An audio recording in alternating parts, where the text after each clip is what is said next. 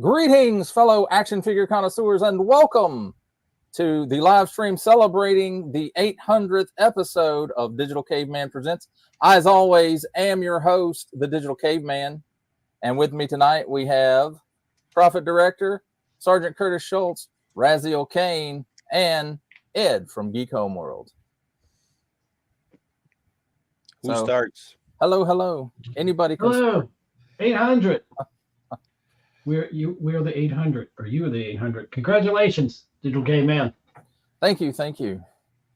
Congratulations. Your reviews are fantastic, my friend. Yes.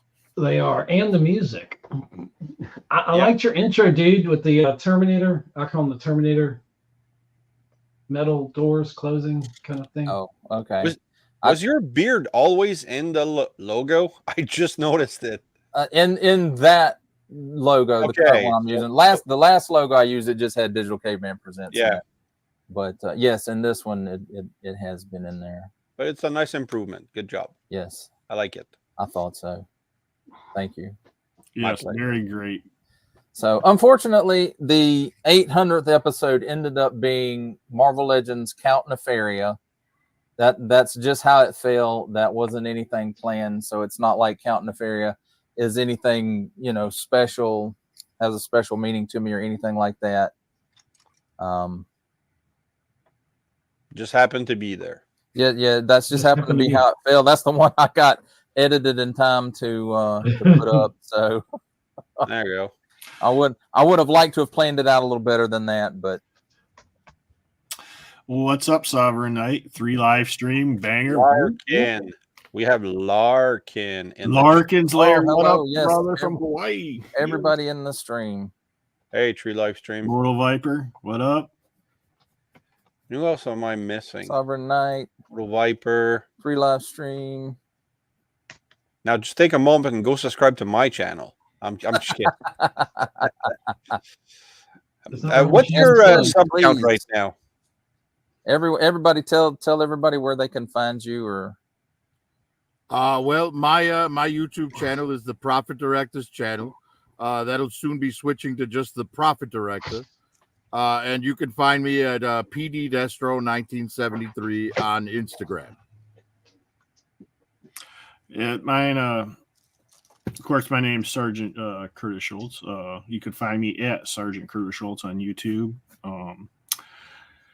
You can also find me on other people's channels like M3 or Digital Caveman or Ed or who else am I missing? Kaz and Bruce. We all jump on those guys, kind of our group. So We need a name for our group. Bangers. Okay. Why not? Yeah, I didn't get a vote on that. I want that clear. Raz, where can they find you at, my friend?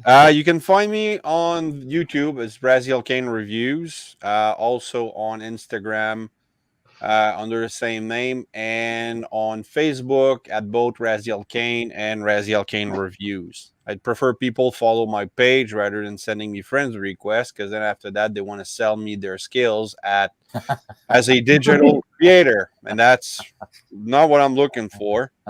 I kind of miss the porn bots, So when I get those requests, I'm like, God damn it, delete. Anyway, you know what? I'll reprogram a couple of Cobra bats and send them your way. There you go. See? It's just so annoying that you're trying to, expand your stuff, and then they send you a friend request, and you don't want to be rude, so you accept it, and then they give you that sales pitch, and they're like, I hate you right now. Oh, Larkin. Oops, unfriended. Yeah, exactly. I don't unfriend them. I just don't, because I want to keep the numbers keep those up. numbers up. Yeah. Yeah. No, Well, see, that's I a just start. find out what state they're in, hit up the local Springfield, and send a contingent of Crimson Gods. Yeah, there you go. That works. Okay, Ed, where all can they find you? I'm Ed of Geek Homeworld. Thanks for the shirt. Caveman got that for me. You can find me Geek Homeworld. We talk film, TV, and tech. Let's see, on YouTube, youtube.com/@Geek Homeworld 4248. I'm up to about 66 subs. 65, 66, I think. I think it's 66. I got another one. Thank y'all. When I get to 100, I can actually drop that little number on the end, and it just be Geek Homeworld, and that's where you can find me. Facebook, it's Geek Homeworld. My main site's geekhomeworld.libsyn.com because I'm an audio podcaster first, and I'm newer to the YouTube. And on Twitter, X, whatever, I'm at Geek Homeworld. Thank you so much, and I'm glad to be here. All right, Larkin. I think you missed the big event about a week or so. No, Larkin is the big event. Have you seen the sub count? Come on, man. I have not looked lately. What up, Chaos? The story. Casual. Yeah, he didn't go there for the event. He just went there for the zoo. Augusta in the house. Plastic skulls. Oh, it's all good, dude. It's all Casual, good. your car broke down. I know the feeling. You weren't real late. I put the wrong time on my thumbnail. It said 9 o'clock instead of 9:30. So you're all good. Nice. Yes. We've got 100,000 people watching. No, I wish. I'm not majoring in that. Yeah, nice number. Sovereign Knight.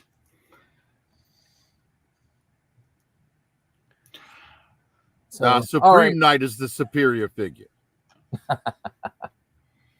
Now I've got a little bitty video to show. Something. Is it one of those videos? No, it's not one. It's not an OnlyFans. It's not from my. M3 wants to know if it's got that special music that you do. Is it the pro? Yes, it does have the special music. Do what, Raz? Is it the prostate cancer one? No. Okay, And cool. it's not a Wilford Brimley diabetes commercial either. Okay, or that breakdancer from Australia. Oh no, definitely not that, nor the opening ceremony stuff. Anyway, let's not get into all that.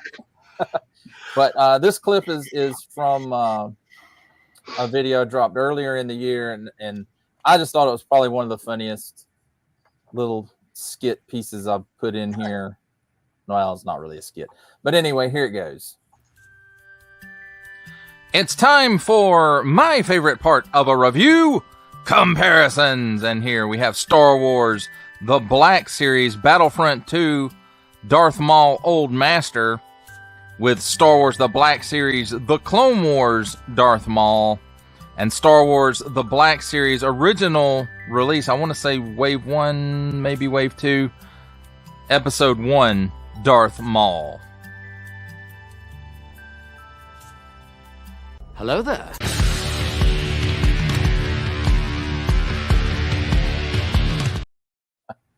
Nice. That's awesome. I love that. Nice. Yeah, you should have had him lightsaber all three of your figures in half. Yeah, just have them all go down the shaft there. That was unfortunately one of those like last minute thoughts during editing. I was like, oh, let me get this done real quick, but I remember when you were editing that. Unfortunately, that picture I used does have like where Darth Maul's cut in half, but you can't see him through all the other Darth Mauls. So yeah, I was thinking I almost put something similar in one of my videos where I was going to review a Snake Eyes figure, and the joke was going to be how many more Snake Eyes figures must I buy? And then I would have Orlando Bloom pop up from Pirates of the Caribbean. Once more, as always, Miss Swan. Yeah, I like the Darth Mauls. They're pretty good. I mean, where else are you going to buy, Sith gear? but the Darth Maul.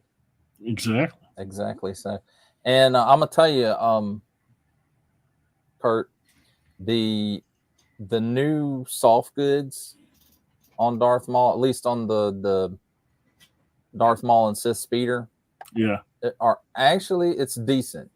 It's when you look at Hasbro's track records of soft goods, it's actually pretty damn good.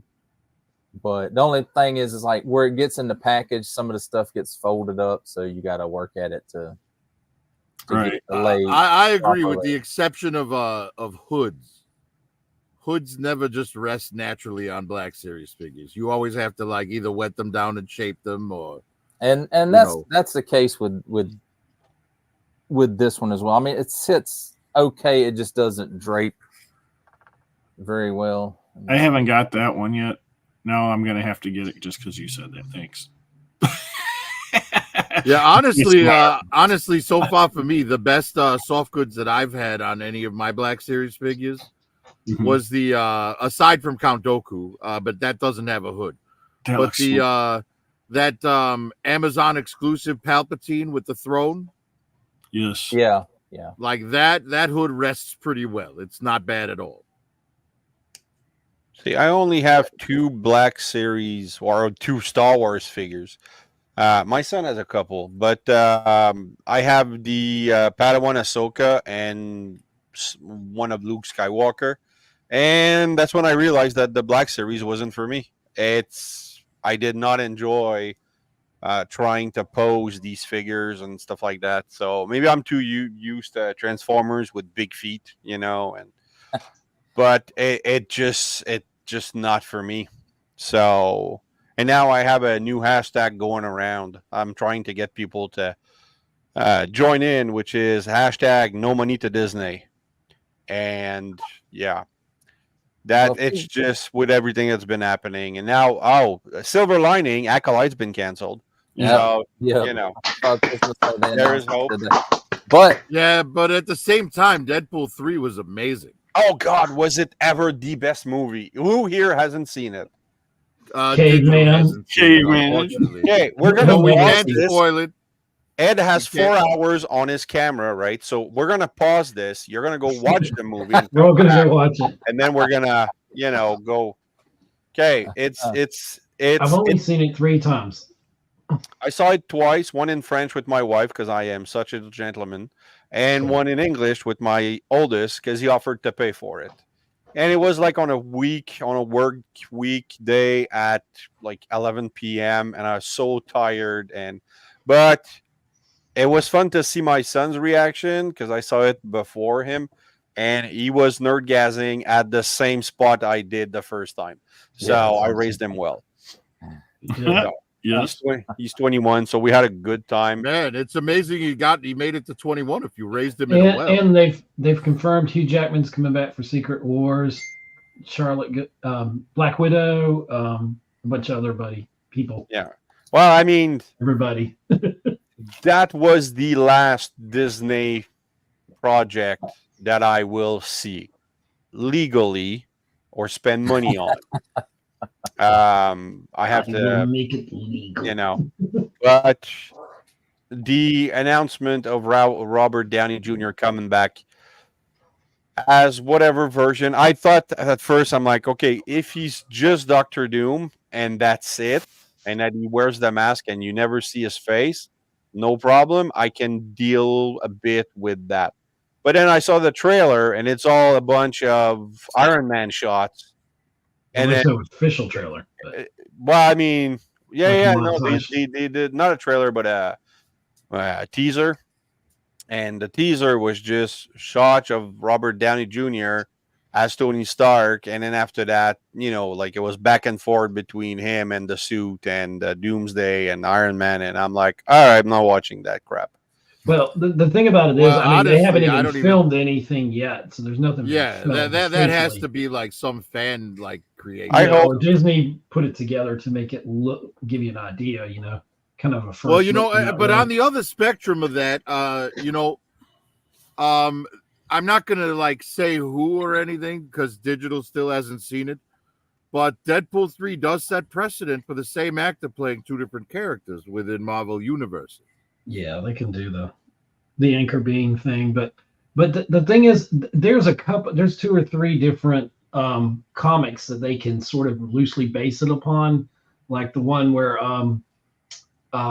Victor Von Doom and Tony Stark, he does an experiment and like switches them when they're like in college or somewhere, or whatever, and he switches them, and I don't think they realize they're switched, or maybe they do. That's one of them, and then there's what is it, Superior Doom or whatever, or God Doom. I don't know all the Doom stuff, but there's precedence for them to do it right, and I feel like with Kevin Feige back and Bob Iger and everybody realizing the mistakes of the whole multiverse saga, they're not going to screw this up, and they I disagree. They're going to screw this up because this move smells of desperation. Because Disney is losing money on each movie since Endgame, or they're not making as much money as they thought they were going to, make. Well, I think Deadpool and Wolverine proves that they're starting to realize that the woke stuff doesn't work. Exactly. Right, because Deadpool jokes about woke stuff in the movie and like insults it. And on top of that, the other thing is, this movie and Secret Wars are both being directed by the Russo brothers, who have never made a bad Marvel movie. Exactly. You look at their track record, and you're talking about Winter Soldier, Civil War, Infinity War, and Endgame, and all of those are great. So it's like I have faith in the Russo brothers. I do too. And they said they always wanted to do Secret Wars, so they've got the passion for it. They're going to do it right. I really think they're going to pull it out. And there's so many ways they can do it. I get what you're saying, Raz, about like just for not us comic book dudes and all that that know some of the backstories, but for the average person that the last thing they probably saw in theaters was maybe Endgame, and then they'll be coming back for Doomsday or Secret Wars, and they're like, oh, it's Robert Downey Jr., he's back. They're not going to know anything about Doom, the average person that doesn't really follow comics, that doesn't follow it. But that's where it's going to be hard to sell. But if anything, I know Robert Downey Jr. could sell it. If anybody could sell it, he could sell it. And so I have faith in RDJ and the Russos and Feige, and I think it's going to be good. And I can't wait for it. But well, what I thought was funny, because I was watching the Hall H panel on that, and Joe Russo comes out and he says, we knew we needed to get the best actor in the world for this. And in my head, I'm like, oh, wow, you got Daniel Day-Lewis to play Dr. Doom? Right? And then they brought out Robert Downey Jr., and I'm like, okay, he's not the best actor in the world. Daniel Day-Lewis has it. Well, technically, as of the Oscars, he was the best supporting actor. So, I mean, it's technicality, but, for Marvel in their universe, he's the best actor. He's definitely the best actor in the MCU for sure. Yeah, but Daniel, definitely. If you're saying best actor in the world, and Daniel Day-Lewis isn't the first thing that comes out of your mouth, no. I think you need to see some more movies. I mean, Sam Jackson. Sam Jackson is the Sam best. Jackson standing on the side saying, "What, mother?" All right, Curtis, I'll take that argument. You say Sam Jackson is the best. I say, give me one movie where Sam Jackson didn't just play Sam Jackson. How about Harrison Ford? Oh, Sam Jackson. That's how paid actors. Entertaining, but I don't think he's not the best. He's not the best actor. I mean, he had a great face in the 90s where he was in every second movie you went to see. I'm going to throw in my Tom Cruise, but I know he's not the best actor. But actually, Tom Cruise is, as much as I don't like him as a person in most interviews and the whole religion thing. And he's after 5 minutes of watching him, he's that guy. There's he can still do the box office. He can still pull him in. Exactly. But again, Tom Cruise can only play Tom Cruise. And no one Right? said Dan. Now, don't no get me one- wrong. He does a great job, right? Like you can definitely Yeah, he does give a him great credit. job. Like you look at a movie like Steel Magnolias, and you could see or not Steel Magnolias. What's the one where the Yeah, where I the was frogs were confused there raining? for a minute. No, sorry, the one where the frogs were raining down. I'm tired of these MF and Steel Magnolias. God damn it! What was the name of that movie? Magnolia, Bible? just Magnolia, not Steel Magnolias, just Magnolia. Oh, Magnolia! You're talking about Cruise on that? Oh yeah, he was. Yeah, Tom great. Cruise in that is fucking. He He's was- amazing. He's Or was it absolutely Vanilla amazing. Sky? Was it Vanilla Sky or was it that? That Well, was he was a in Vanilla messed up Sky as movie. well, but that was a Okay. different movie. That was That was a different one. But it That was was that very was good. one where He where had the he didn't blonde get to hair be or with something. Penelope Cruz because he got deformed or whatever in a car accident, Yeah, Yep. that was a good film. Yeah, though. that was and a then he great winds one. up living in like a digital world because Y'all he know was who rich could. and could afford it. Y'all know who could pull it off when you say the greatest actor, greatest living actor? I dare you to challenge Denzel Washington. Can you see him getting down and wicked as Doctor Doom? I could see it. I could see it. Daniel, I still say Daniel Day-Lewis, man. Well, he retired from acting years ago. We know he's not coming back, but I guess if we're doing it in a perfect world, yeah, he's a great actor. I don't know if he's my favorite, but I do know how he is a great actor. I mean, not only is Yes. he a great actor, right? Because there's great actors and there's great chameleons, right? Like Johnny Depp is a great chameleon, whereas Tom Cruise is a great actor, right? Tom Cruise can emote, right? Like really well. He's very convincing, whereas very Johnny Depp passionate. can convince you he's somebody else. But Daniel Day-Lewis is one of the few people in the world that can do both. Jack I'm gonna be Nicholson in his honest, day I could. don't know who that is. Let me pull in. I'm sure I've seen him, but it's There will be really- blood. Have you There will ever be seen- blood. There's a reason. There's a reason why you don't know who he is. There will be Yeah, blood. There Will Be Blood, He's Lincoln, Gangs of Yes. New York. He played Bill the Butcher. Oh, Yes. okay, yeah, no, Movie. I know who he is. Yeah, Yeah, but Last of the real Mohicans thin was guy. the movie that made him famous. Right. My Left Foot, he won an Oscar for that. Right. Yeah, he's just fantastic. Daniel Day-Lewis is Because with easily that one, he one of said, "I give my left arm for an Oscar," and they gave him one anyway. I will say this. I think the actor that should win the award of playing themselves in every role that they've ever done is Kevin Costner. Kevin Costner. I think he is the Ryan best at Reynolds. playing himself He Right. is the best. in Yeah. anything. right. Yeah, which is ironic because John Malkovich has actually played himself. yeah. Yeah, that's true. And That's you true. make You a know, good that's- you make a good point about Deadpool. What's his name? Ryan Ryan Ryan Reynolds. Reynolds. Ryan Reynolds. He is now, since Deadpool really is like how he is, kind of like how Robert Downey Jr. As Tony Stark is really kind of like, fabricated on who RGJ is. They only, it's like if they go beyond those roles, you can't see that. It's hard to see them in anything else. I think that's why Robert Downey Jr. has not, other than Oppenheimer, been successful. Well, see, I disagree Yeah. with that because Downey Jr. has been successful in a lot of things. He was He was successful before successful- Marvel, but He was but successful in Chaplin. He was successful at now Sherlock he Holmes. should have got an Oscar for Chaplin. Have you seen He that was- movie with Downey Jr.? I couldn't remember the name, but he plays a guy who like. It starts with 4 people dying in a bus crash, and then he sees the ghost, but then they don't realize that they have to, through the kid, settle their life anyway. So, and he's at some point in the movie, like he's older, so now it's Robert Downey Jr. And the ghosts come back because they've been hiding from him because they were missing his life when he I was young. believe that movie is called Heart and Souls. Maybe it's been a long time, and he was brilliant in that. Let me look it up real quick. M3, how's it going? M3. Make sure you watch all Rewatch those the parts. Listerine. Wash everything with. Yes, not- it's not- 100% not Heart just and that. Souls. It came out in 1993, Yeah. Okay. and he starred opposite Sybil Shepherd from Moonlighting. Ooh. Yeah, it was an Like- awesome movie, and also the movie where it's older, but he dies Well, no, some guy dies and then he's in heaven, and they want to send him back to Earth, after being processed, like reincarnation.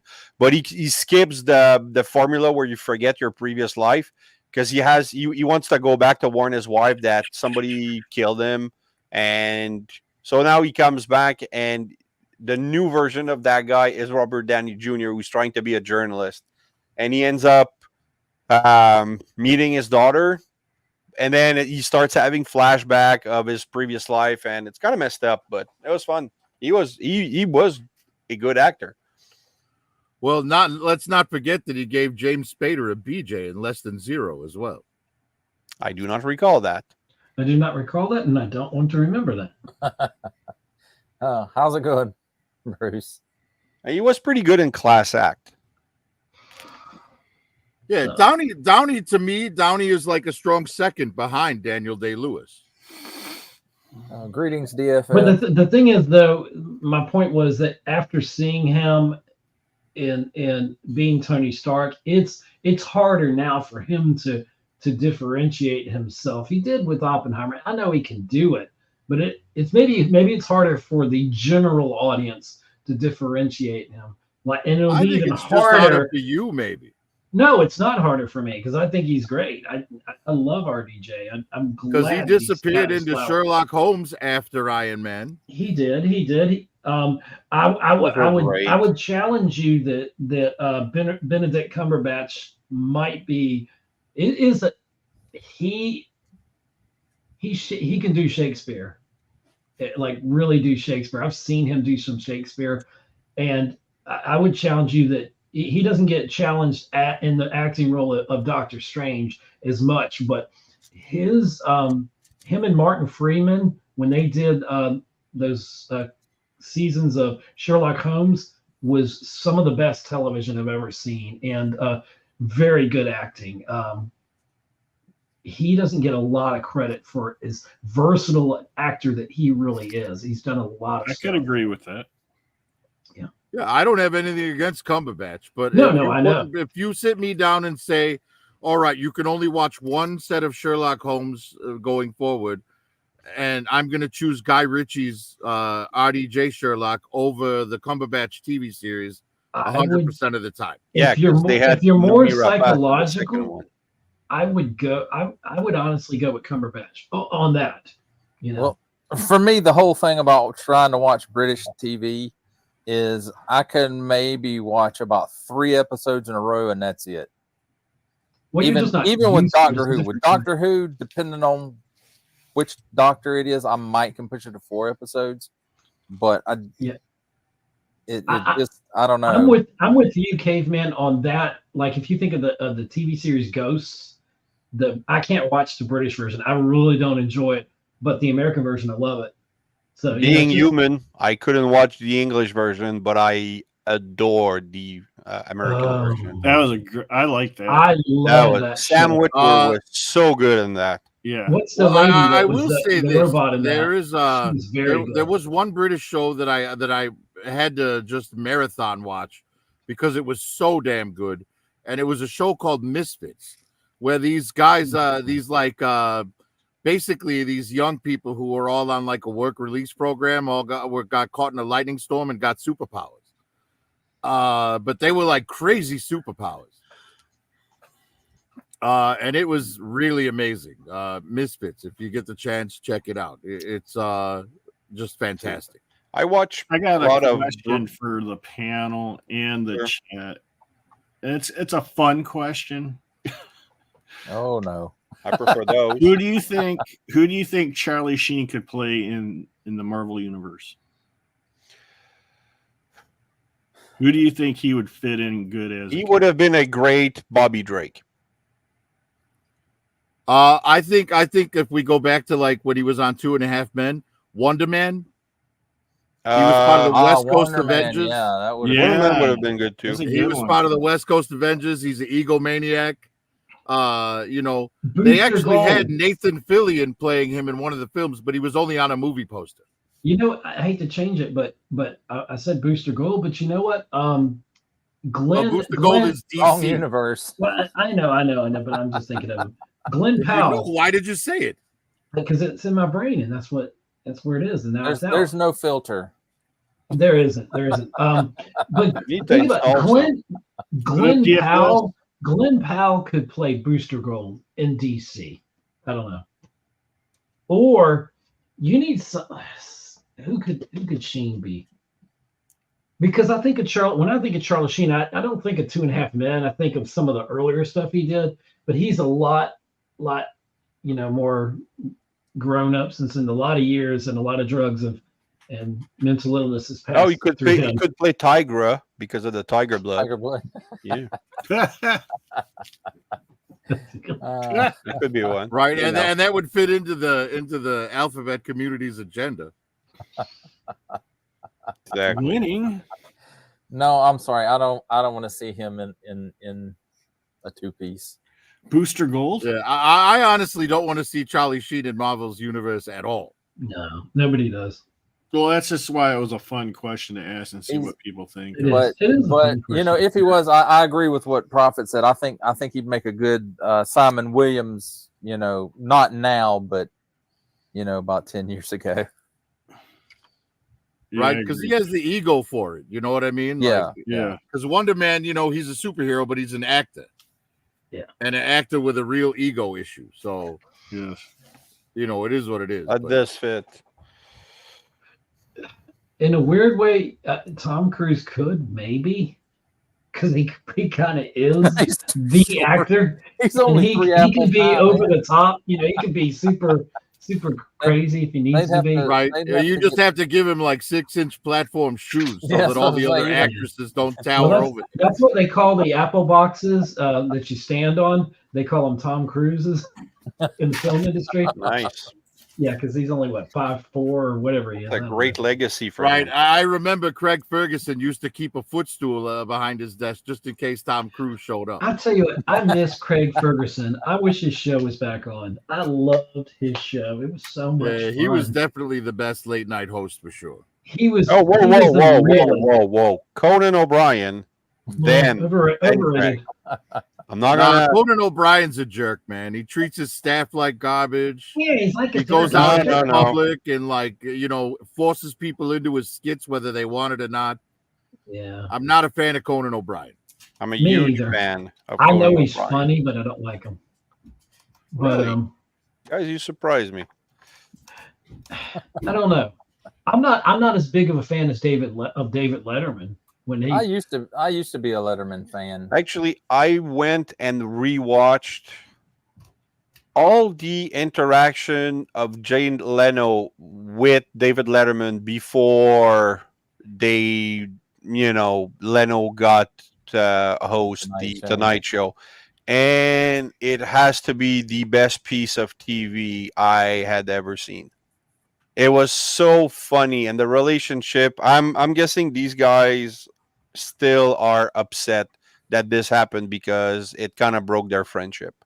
So, yeah, that was some. I watched. It's all on YouTube, and there's hours and hours. So I mean, I'm a little old school, or I was old school. I liked Carson. We'll never have anybody as great as Carson was. Just period. He was class, and then Jay Leno to me was class, and then I liked Craig Ferguson because he was just so authentic, and like if you watch the shows where his mom passed when his dad passed, those were times where he was always silly and he was very accommodating to his guests, and he made you feel so welcome. And he was just sometimes over the top silly, but he could be very serious, and he just has an interesting story of his life and beating alcoholism and stuff like that. So he's just a really cool dude. his interviews with Robin Williams were priceless. Oh God, yeah. I don't know, man. My and this may sound morbid, but my favorite piece of live television ever was Robert Overcracker. Do you guys remember Robert Overcracker? He Never was heard the of guy him. that died on the evening news because he tried to go over the Niagara Falls with a parachute on a jet ski. Oh, Well, that was stupid. wow. You mean Superman wasn't there at Niagara Falls to save him? No, Was and they Clark filmed the Kent whole there? thing live.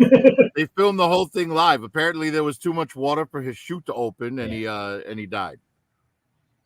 I kind of remember the Yeah, story. I just didn't remember the name. Okay, yeah, this is Well, going to set you know what? up. I had to look it up, so don't give me credit for having that good a memory. I literally just looked it up. It's time to get everybody on the stream upset so y'all can all go on your rants. But Sovereign Knight says, I can't stand Stephen Colbert. Go ahead and hate on Stephen Colbert in 3, 2, 1. Yeah, I'm not a big I don't watch Colbert him fan. anymore. I'm not a fan of him He's either. awesomely funny. He's a very good, awesome dude. But yeah, Wait, I know let me you find, don't let me like find He the is mute an button. establishment crony and a woke douchebag. Yes. I'm gonna wait till his rant's over. mute my mic. Right. Your host has unmuted your mic. You muted my mic. I did. Wow, I'm being censored by the right wing agenda. Or Oh whatever. no, you were being censored for the sake of Yeah, comedy. small taste of your own medicine. How is it?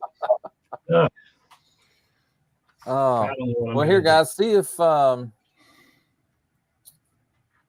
see if anybody recognizes this piece. do. Oh Lord, is that something you used? Never mind. That's a Silver Surfer board, right? Yeah. Correct. Yeah. Do you know which one it is? Which one it belongs Is that to? the Toy Biz one with the This magnet is in it? it is the Toy Biz Marvel Legends surfboard, and this is the Hasbro Silver Surfer that just re-released. Right. You could tell by the hips not being garbage. Oh, you magnetized it? Nice.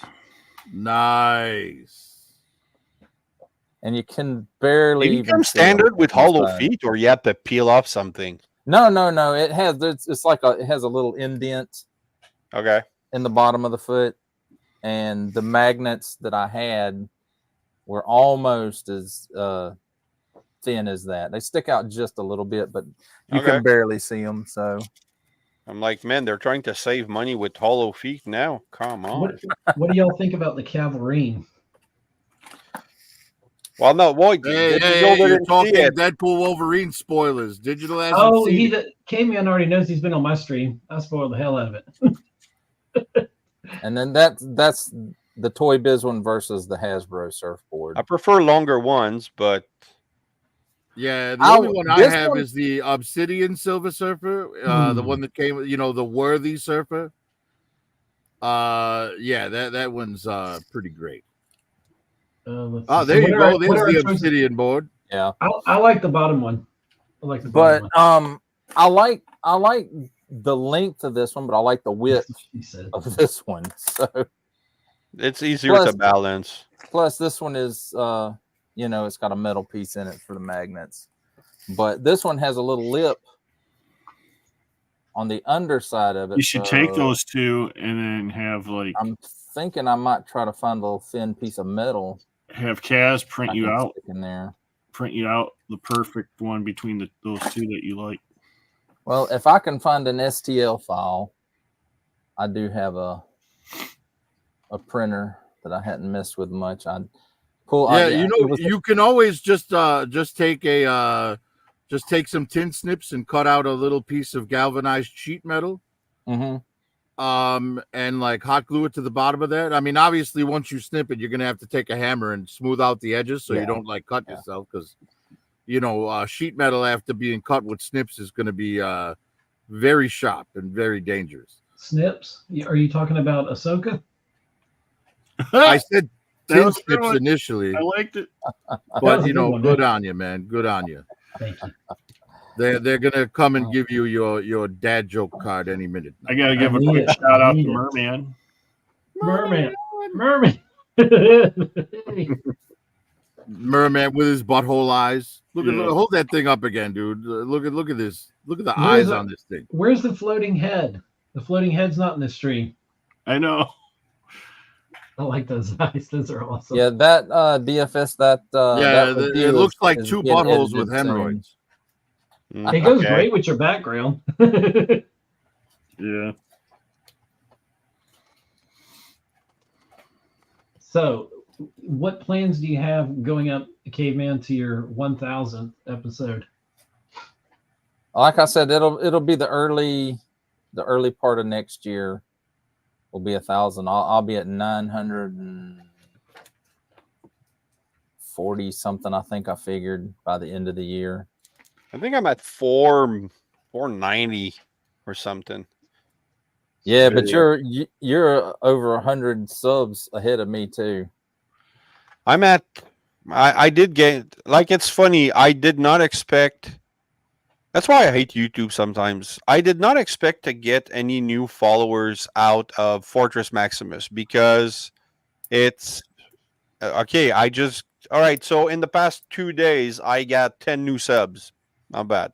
Wow. And my Fort Max, I thought I was going to get like 100 view. I'm at 602 in 2 days. Which But then, one? I did a spotlight. My last spotlight was Ashley Eckstein because of the voice of Ahsoka. And that was a month ago. And I thought that was going to be a huge success. And I got 68 views. So you never know with YouTube what you're you really don't. You really don't. It's never constant. I mean, to this day, after 4 years, my biggest video is still Chris Latta at the voice of Starscream, for those who don't follow Transformers. And that's over 5,000. Well, that's my longest regular video or voice actor spotlight. My true longest video is a short I did where I transformed the 2008 Optimus Prime. And I got to 10,000 views like in 2 days. And I'm like, it's a super old figure. Like, and my Earthrise short didn't do crap.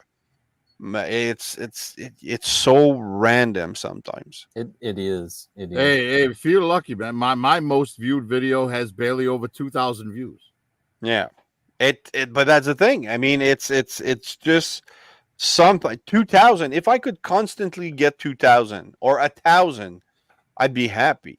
So Fort Max got me 10 new subs. That's the only way I can see it.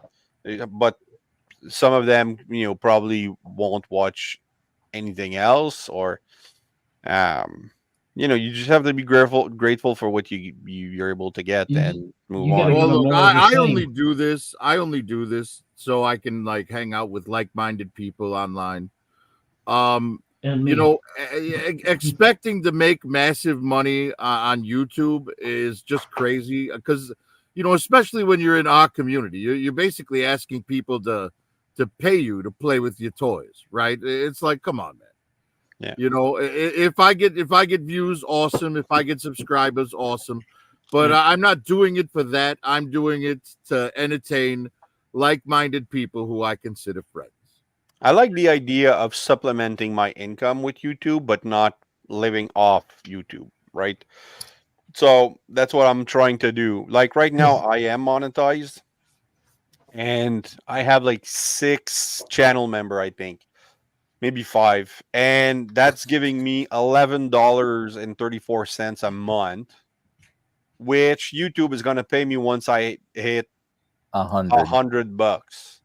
So it's like that's gonna take 10 months, but then for those 10 months, I have to maintain it's not that hard, but you have to maintain an over 3,000 watch hour, which I'm gonna be honest, if it wasn't for my wife streaming my stuff at work, I don't think I would be near 3,000. But every day she opens a window, takes one of my playlists, and just hit plays. And I'm grateful for that. And then she gets me toys once in a while, and like, she's fantastic. So I'm monetized because of my wife, basically right now. But I want to get to a point where she won't have to. Not that she minds, because then, I don't think that she has the sound on for the whole time. It's just awesome. It's just running, and that's fine. That's awesome. You got a wife that does it. So that's just awesome. Well, this kind of goes back to, us talk. Go ahead. I was just going to say, well, I didn't know. me and Caveman have kind of talked about this. I'm obviously probably the smallest creator of all you guys, YouTube wise at least, and it's difficult to get your first 100. I'm not there yet, but there still ought to be a monetization at a very low entry level, and it should be kind of graduated as you move up. You can earn Well, it more. is now. Yeah, it is, but it's still out of my reach. Eventually, I'll get there, but I know it's making me a better creator, et cetera, et cetera. I understand that. My But feeling, still, my feeling on that is that if YouTube, Google, Alphabet, whatever you want to call them, is profiting off of your content, whether you're monetized or not, you should instantly be monetized. If they're making money of it, amen. you should get a share of that, period. Doesn't matter how many views you get on it. You know, I mean, of course, the monetary compensation would be based on how much it was viewed, how many ads were viewed. But, you know, it shouldn't rely on an arbitrary number that you have to reach 1,000 subs. Because you are giving them free content. Yeah, free content. Yeah, but they don't have to pay you, right? That's just something that they came up with. But they should. You know, YouTube. So put a copyright on your video. Hey, look. If you want to make money off reviews, then just review shit on Amazon. Like they'll pay you per review, right? Well, I'm not saying that's why I do it, but no, exactly. Well, but that's what I'm saying. If you're on here to make money, then just go get a job, man, because this is way too unreliable as a source of income. And majority of people don't make a living off of YouTube, but you know what? They build a great community of friends and that become family, their online family and friends in real life, and they're even more fulfilled. And you talk about, and I know you appreciate the $11 a month, Raz, that you're getting. Yeah. I'm not getting any, but I would appreciate anything I got. But that's the fact that someone's going to still just watch your stuff and they love what you do and they want to contribute and help you out, even if it's a $1, that's saying something. And that's the kind of trust you build. Those 11 people are the ones that you need to be focusing on, I think, more. Yeah. In my opinion, because those are the people that actually showed up and put up. They put the money out, their hard-earned money, and that's a fantastic thing. And as much money as Google and YouTube and all they bring in and get off of creators, they could afford to, give something back in sure they can afford small percentage, Yeah, but when you sign up to put your videos on YouTube, you need to read the fine print. If you're not okay with that, then post your videos somewhere else, man. Because or put them on your Patreon or something. When you post it, there you go. But when you post at YouTube, you're accepting their terms right off the bat, and you got to understand that they're providing you with the platform to get your stuff out there, to get yourself noticed. Yeah. Right. Now, this video that I have up here, it's something that I think all toy collectors have experienced, and hopefully you can all relate, and hopefully you get rid of Sovereign's comment before you start the video. Oh, I thought I did. Dang it. There we go.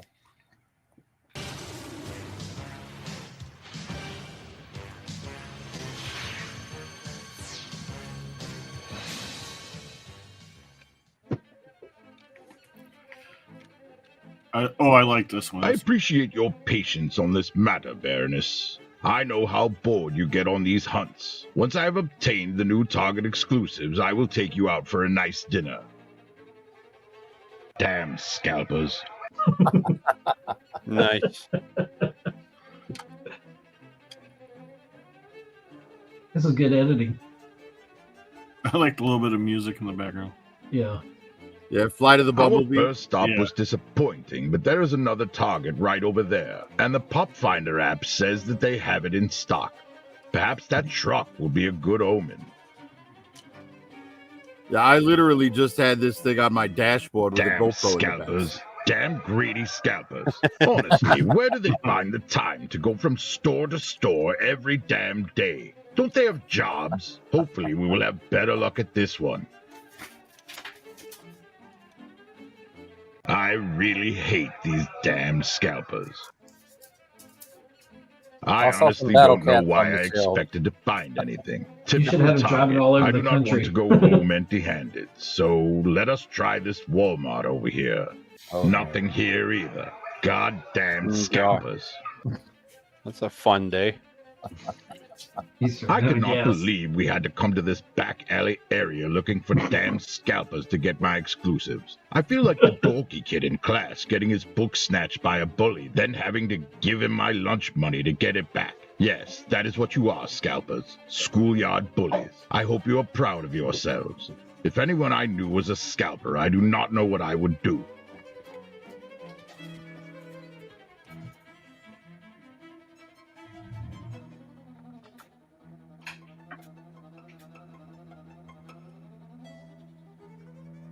Silent Bob. Is that Jeff Goldblum?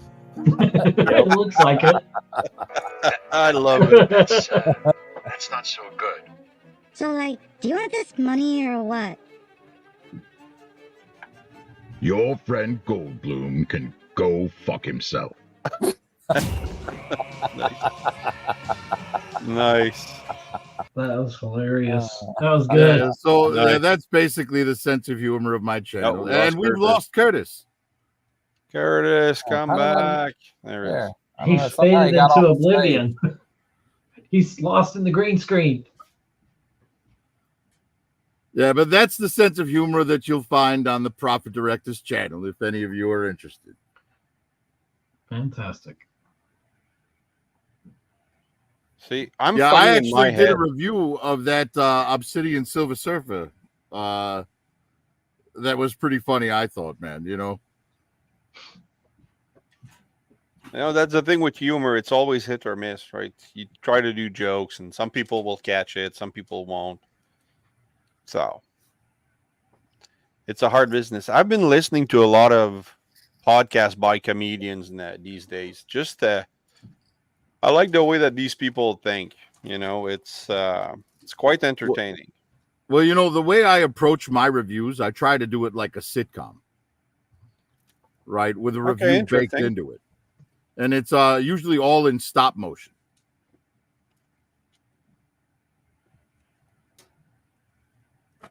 Like, for example, I did a review. I did a Power Rangers review, and I opened it up with like a whole sketch that went in that was like in the, I did the morph and all of that, where they do their, it's morphin time, pterodactyl, that bullshit. And there were a lot of jokes in there. I think people, for the most part, people, I got no negative comments. A lot of people, everyone that watched it thought it was hilarious. Didn't get a ton of views. I think it's at like 400 views or something like that. That's still pretty good. I mean, That's good. I would love to get 400. Me too. Most of my stuff, gets barely over 200. And funny enough, one of the more popular thing was those Legacy Core Class Dinobots. Like I reviewed them, and then that blew up, and then I toy hacks them, and that blew up again. And now I installed the DNA Design Upgrade Kit, and it's like close to 1,000. It's at 600 or something views in there, which it's not bad. 695. I think my second most viewed video is probably my funniest, and I wasn't really doing stop motion yet. It's just a lot of pictures with like a lot of jokes over it and stuff. But it was my Snake Supreme Cobra Commander review, and that thing it's downright hilarious. I mean, even me, who's most critical of myself, has to admit that video is just downright hilarious. Hey, Yeah, I don't- Prophet. One of my most watched videos was the restream when we did the top films of 1980. Really? It really was for real. Wow. Well, hey, maybe Yeah. that'll be good for your channel. Maybe that'll I hope because so. you're I going to appreciate simulcast anything. the Saturday's episode too as well, right? Definitely, if you let me. Oh, of course. Why not, man? The more people, the more it is out there, the more likely it is that we'll all get a little recognition. You know, maybe bring a few fans to our individual channels. Hey, if So I we've can say had something, we've had a few more people join. Astray, hello, What up, Astray? and Astray. Mega J Retro. What's up, Hey, Mega Thanks J? for joining in. Thank Caveman, you. if I can, I want to talk. Probably mention. I don't. Raz doesn't know this because he hasn't been on the stream, but I'm coming on my channel, my YouTube, the whole podcast is coming up on 10 years on the 7th of September, and so I'm planning a stream, a live stream, and so I wanted to invite Raz. I wanted to invite you along. I'll send out invites and everything, but you're certainly welcome. I'd love to have you on the stream. It's fun. All right. Well, I'll take a look. I'm not sure. I'm Usually trying to think when I'm between going the to do it. 1st and the 10th, I'm really busy. But Oh, Hey, okay. you know, if I have Aren't time, you for gonna sure. aren't you gonna get a strike from YouTube if you do that? Do what? Well, you said you were coming on YouTube. Nice. The money isn't that good, trust me. I'm not monetized. I'm not that. It would get you monetized, but you know, you might have a different crowd. I'll do anything for subs. Yeah. Ed Geek Homeworld fan video. But as long as Caveman can do the music. Yeah. See, my wife, she's funny like that. She's like, "Oh, now that you're monetized, you know, you're gonna like Shout out show your M3. privates and Shout stuff." I'm like, "No." She's like, "Well, you should." I'm like, "I'm not doing that." Like, she likes to tease me like that. So, if I listen to my wife, you know, I tell only fans. He brought it up. Sorry. Yes, go ahead. I feel like there should be green screen and action figures on the screen when I hear that music. Honestly, You need to use that for one of your videos, Prophet. It would be hilarious. hey, you know what? Digital. If you want, I could put up that Cobra Commander review. The Snake Supreme. Yeah, yeah. Okay. I mean, it's an old figure, but the review's hilarious. I think I remember watching that one. Did you guys get the Once a Man Cobra Commander? No. I've got it ordered. I'll be getting it on September 15th. Okay. Well, I should have I might not be getting it on September 15th, but I'll be you know, they'll That's be when it'll taking the ship. money for it on September 15th. Yeah, exactly. I should have the Stinger coming in anytime now. Me too. Well, around They hadn't sent me the first. shipping notice yet, but they sent me the, hey, we took your money. That's always on time, isn't it? Oh yeah. Yeah, it's like Kickstarter. Boom, you money's taken out, stuff is coming. I don't do a lot of Kickstarter stuff, but I did. I don't know. Any of you guys played Magic the Gathering 20 years ago? Oh yeah, my God. Okay. If I tell you this, I actually used to be a judge. oh, okay. So if I Believe that. if I utter the name Richard Kane Ferguson, you guys all know which artist I'm talking about. Not right offhand. He Yeah, not did off the the top of my art head. for Dakin Blackblade and Solkanar the Swamp King and a bunch of other cards. And I'm, you know, one time just going around on Kickstarter and I see his name. I'm like, oh, okay, click on it. He's funding like playmats, like, you know, mouse pads, like giant ones. And he's going to put his art on the playmats. I'm like, okay, I'm kickstarting this. I'm backing this. So back that out. And that's $50. And right now we're waiting for details. And then I backed the Animal Warriors of the Kingdom. Cato's been pushing for 2 years now, so that's happening. And I have another thing. Yeah, I'm definitely going to pick up at least one of those female monkeys from Animal Warriors of the Kingdom. Just so I can do so I can do Helena Bonham Carter jokes from Planet of the Apes. Right.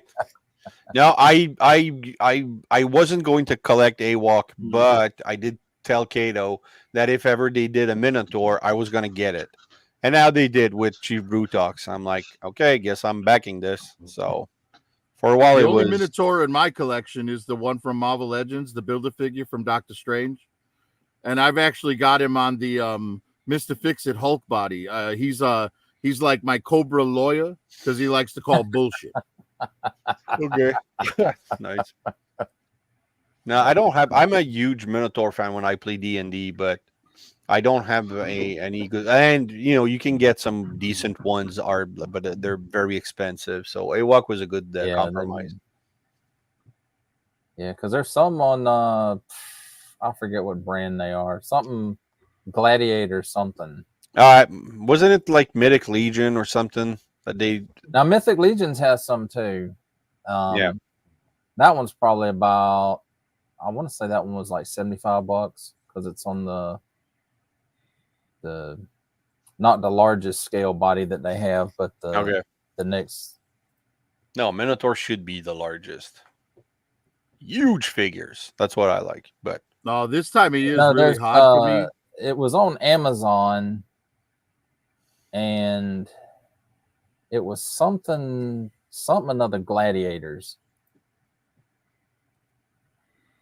And I can't remember what it was. It's on Amazon. If you search Minotaur figure, it'll probably pop up. Probably. Yeah, this is like the con season is the worst time of year for toy collectors because there's so many things like that you want that have been like shown, but it's like you've only got so much money, And with the like Rattler HasLab coming up, that's going to be $350. It's like, man, I really can't afford any Mythic Legions right now, Yeah. But the thing about Mythic Legions is if you pre-order from them, you get a cheaper price, but you still have to pay up front like a Kickstarter or a HasLab. And I'll tell you, I was seriously debating whether or not to back a few of the figures on Savage Crucible's next wave of Kickstarter stuff. It's all like barbarians, stuff like that.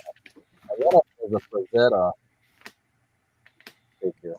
Your microphone's cutting off, or your beard's in the way, or there's that Kickstarter that Cato's been pushing, which are barbarian related, and I'm almost Brutal something another. Yeah, it's like they have a He-Man, but it's not exactly He-Man, and they have a Conan, and I'm a huge Conan fan. Like I just read all of. I was just about to ask about that. All of the original, the Conan looking one. He's called Crow or something like Crow that. Man. Got like this big crow tattoo. That's the thing. It's like I don't like that crow thing. So, but I could probably get like one of their other, body, and then switch the heads and everything. But I don't want to buy a bunch of stuff, so that's why I'm not backing it because I would have. Yeah, those bodies look a little bit wide. They're honestly huge. I think the best Conan figure on the market so far is the Mezco 112 Collective. Obviously it's expensive, but that thing, it's like right off the Frank Frazetta comic covers. Mezco 112. What one did I order? I forgot what. I ordered. NECA did some too, didn't they? I think. Yeah, but those are Schwarzenegger. And after reading the comic books, not the comic books, but the actual stories from Howard or whatever his name, it's kind of hard to picture Conan. Sure, he's big, but he didn't have the same hair, the black mane and everything. So right. Well, I ordered the and that's Ultimate Valeria Spirit. Oh yeah. I'm gonna get the Conan one as well. Actually. Oh yeah, man, you're right. That Mezco is expensive, but it looks so good. Yeah, it's beautiful. It is like right off the cover of Frank Frazetta's, like, it's literally a Frank Frazetta painting. The face is like exactly Frank Frazetta. The black hair with the fucking, it's all there, man. Everything. And they did like a King Conan version as well with the crowned head and the big cloak with the fur on it, Yeah. But yeah, man, that Mezco Conan figure is by far the best Conan figure on the market. But you're paying for it, they're premium for sure. Actually, but today, I was his watching- loincloth is actual fur, which is pretty incredible. You know what I mean? Yeah, that's actually really impressive. yeah, But it's too expensive for me. But yeah, it looks good.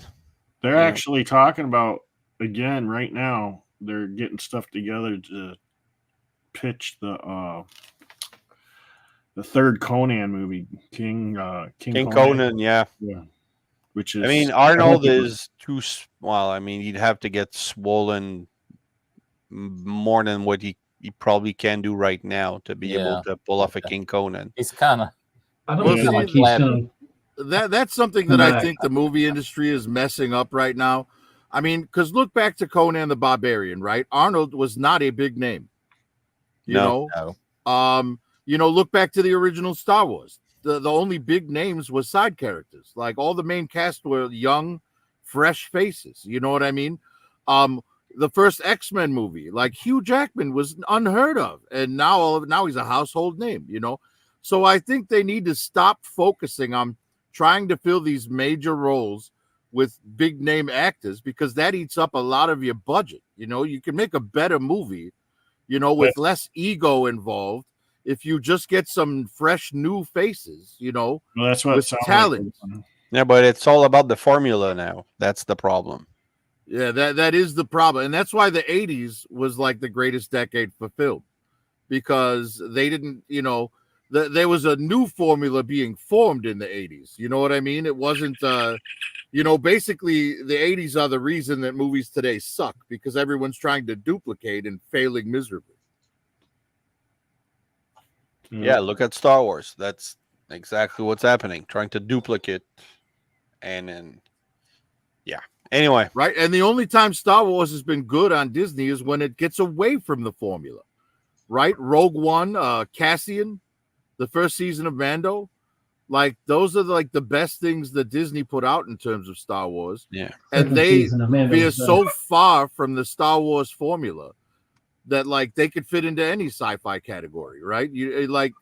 Especially Andor, right? You get to see what life is like inside an Imperial prison. Like, that's insane. That's fantastic. And I wish they would do more stuff like that instead of, a coven of witches all just like moaning and chanting like a bunch of soccer moms in the woods banging sticks on the trail to relieve their stress. I mean, the Night Sisters was a good concept in Clone Wars.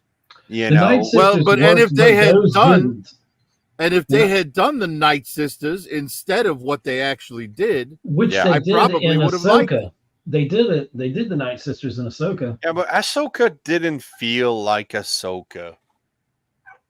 Like, yeah, I got so tired of looking at Ahsoka standing there stoically with her arms crossed. And the best scene in the entire series was when she flashes back to the Clone Wars with Anakin. Exactly. Right? And it's supposed to be this big final lesson that he gives her, and she learns nothing. Yeah. Well, the thing is, she becomes Gandalf the Gray and Gandalf the White, essentially, in that. But the worst thing in Ahsoka was when she was on top of the spaceship and she did like this somersault on top of the spaceship or so. I'm like, really? That you're in right? You're like in, they don't understand the concept of forward momentum. Right. If you're standing on a spaceship and you jump, that spaceship's no longer under you and you fall to your death. Exactly. She turned into Mary Poppins Leia. She had magnets and the Force and threads. But what I did like about Ahsoka is that the possibilities that it opens up the universe to. And that was Dave Filoni. Shit. Yeah, and that was Dave Filoni, but he's kind of all over the place at this point, and so they really need to rein it in. And I'll be back in just a minute. I need to go fill my drink. Okay. Me too. So pee break for everybody. There you go. Yeah, if anybody needs to go, just don't hesitate to get your camera and take care of business. Taking care of it. Not necessarily in the same area. Yeah. Look at the sword on this thing. This is the Jinbao. It's part of the sword. I broke mine. Oh, that's not. I'm That's probably cool. gonna break this. Yeah, careful with It this looks stuff. pretty Brittle, thin. man. Do you have a transformation video for Razor Claw? No, I just kind of figured it out myself. It took me I'm a gonna. while. It took me a while. I mean, I'm halfway there. It's just the head. You know, like how do you fold the? This piece is blocking the way to. Anyway, I'll figure it out. It's just sometimes it's annoying to figure out stuff because the instructions are in Chinese, or Yes. Japanese. That's always great. Yeah. Hey, M3, Yeah. they would have hated you back in the 90s. We used to have a bar in the Savannah area, and they had on Tuesdays, they had this program called Lincoln's Till You Leak. And all beers were a penny, or the special draft was a penny. Everybody got their drinks for a penny till somebody went to the bathroom. Everybody trying to hold it and shit. Yes. We gotta go. No, don't do it. That's how you get like people with bladder problems.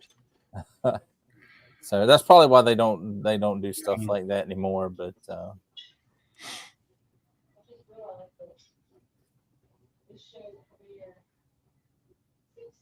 Sorry, yeah. I can't. Whoa. Well, that fell off. Anyway.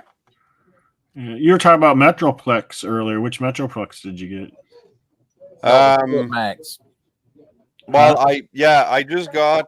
It's right there. Fort Max. That's Fort Max. That's the power of the prime ones. But I do have the Science Culture Metroplex here, and I did get the 2 figures, 6 Gun and Scamper that were released as accessory to that. So pretty happy with that. And You know, I had my earbuds in while you guys were talking about damage from holding it, and someone actually died from that once. It was one of those car giveaways where you had to keep your hand on the car the longest. No. Yeah, and a guy died. Didn't even win. I remember hearing about a contest where people had to. They would sit in a car and drink water like every 10 minutes, take a sip of water, and the last person in would actually win the car. Or, some promo like that. And one girl died doing that. Kind of I guess, water poisoning because, she had to evacuate and she died of that. Imagine being, you think, oh, people are going to drink water on that contest. So that's safe. Water's safe. And then dies of water poisoning. Not drowning, poisoning. Yeah. Sounds like Flint, Michigan. Kurt, what happened to you? What happened to your green screen, man? Did your lights go out? I don't know why it's doing it. I just shut the lights off, and now it's like I got to scoot back for it to come on. I guess. Yeah, that's why, because you cut the lights off. Try lighting it from the backside and see how that works out for you. Because I've seen some things online where it's showing, they're calling it active green screen, and that's what they do. They light it from the back, and they say you don't have to use very much light on it. Yeah, it's what he said. Which, if I can, I'm working on a prototype of one to use in reviews, and that would be great where I wouldn't have to have, like 11 lights to light up everything. How's that look? Oh, that's better. That's better. Yeah. You can still see my blue lights on the wall. Yeah. Wow, Entry got a fun drinking game. Power Hour. 60 shots and almost a 6-pack of beer. I can drink to away. I can't finish Power Hour. That, a shot a minute. Yeah, okay. That could be challenging. Well, he's talking about a shot of beer, though, right? Like if you're just drinking beer, you're probably, you're probably Mega killing J a can off in Retro. about Hey, 10 nice to meet minutes. you. Hey, What's going on, everybody? Hey, How's it going, Mega J? Good to see you guys. Yes, I just wanted to. I met Mega J at Joe Fest this year. oh, I remember Yeah, him. I'm a subscriber. Yeah, I am too. Thank you guys. Appreciate it. Me too. Yeah. I'm about to be. Yeah, I just wanted to wish you guys a great celebration. I mean, like 800 episodes. Holy crap, that's quite an achievement, guys. Holy, like congratulations. Yes. Man, I drop content 5 days a week. Yeah, man, that's awesome. That's the way to do it. And you everybody's getting close. It's just consistency. That's all that matters. That's what's important. Hey guys, I don't think I could do it every day. Honestly, Oh, I do You know, Saturdays and sometimes Wednesdays. I kind of have an advantage in that I'm a stay-at-home dad. So, Hell, I put out a couple time. videos a year. Of course, my videos are mostly stop motion. True. One stop motion guy I miss is Ultra Marcus. He used to do some fantastic I don't Transformer see him stuff, but anywhere anymore. I don't even see No. him on Instagram anymore. he didn't post in a long time, so I think that's too bad. I love this stuff.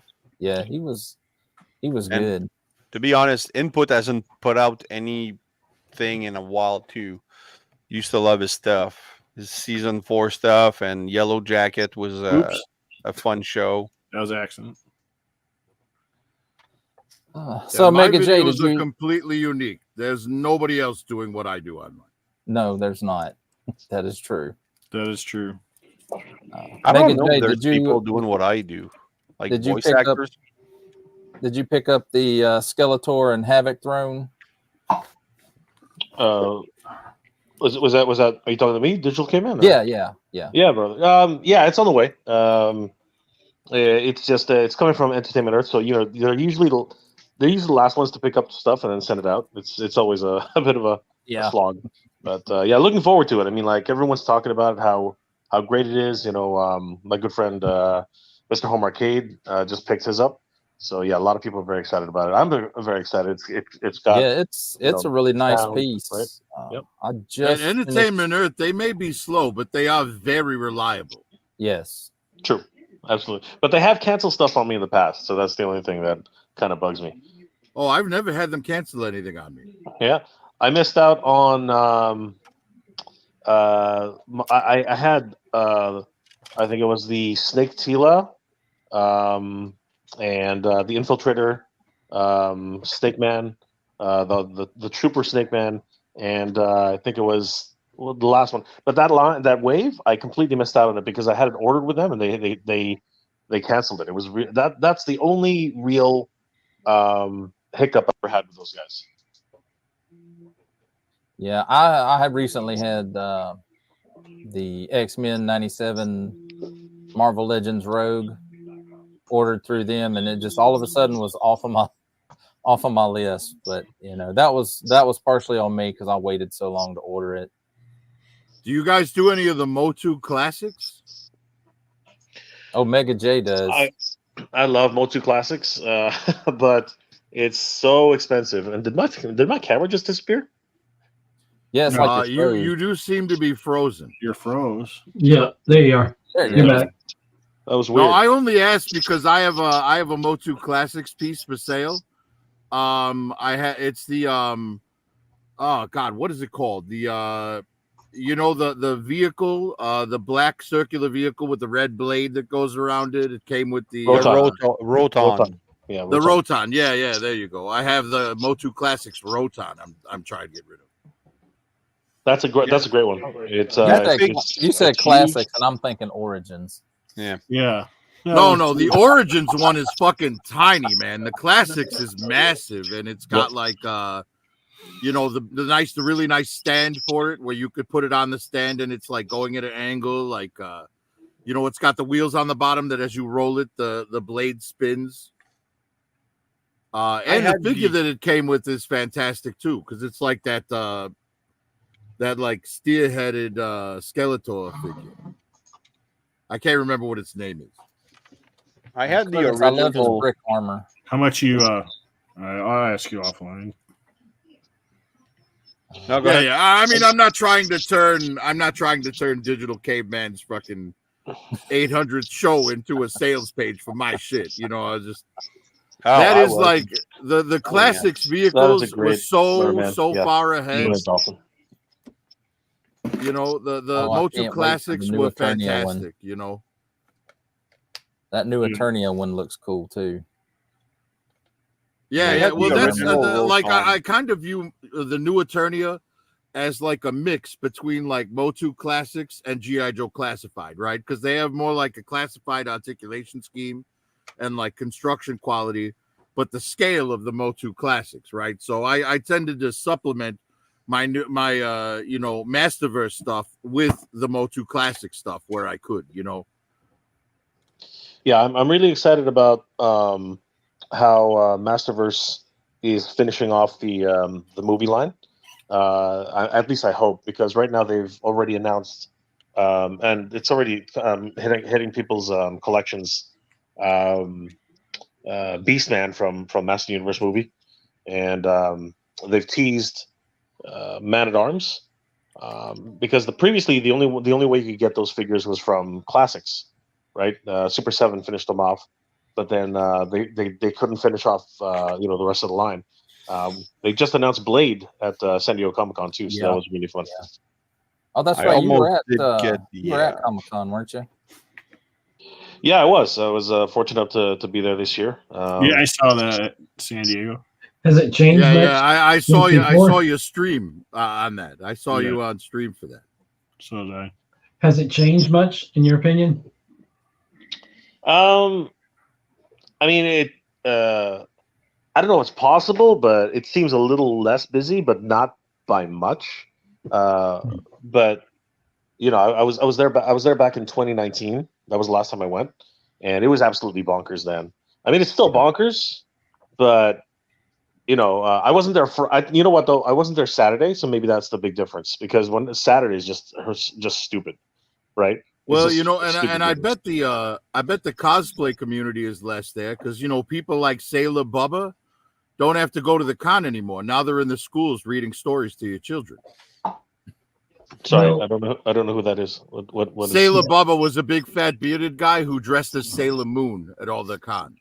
Oh Lord. Well, okay. Do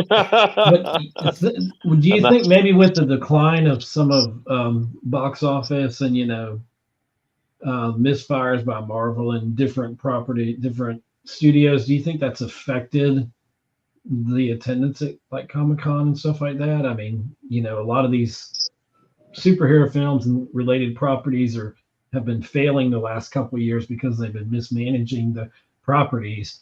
The studios have. I'll say this much. I do think that COVID taught a lot of people that you don't need to leave your house for half as much as you thought you did. But Mega J, what do you think about it? Well, I mean, you know what? You just have to look at movies like Wolverine and Deadpool. People still want to go to theaters. You know what I mean?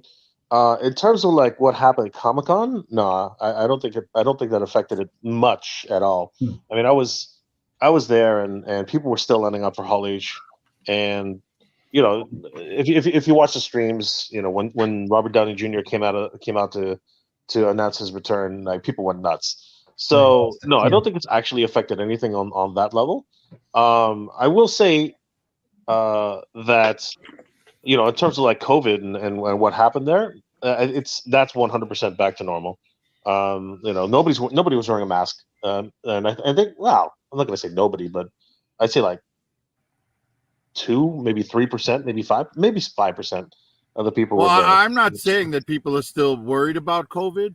I'm just saying that while COVID was going on, a lot of people realized that they don't need to leave the house for a lot of the stuff that they want.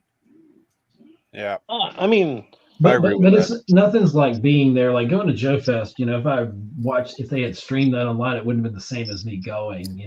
I don't know. If I'm I sure only have to Comic-Con's smell even like myself, that. I'm good. It depends on what type of person you are at the end of the day, right? If you enjoy, look, I'll be honest with you. I did not like being in the crowds. It was annoying. It was sweaty. It was hot. People do not take showers. I mean, it's your regular con experience. You know what I mean?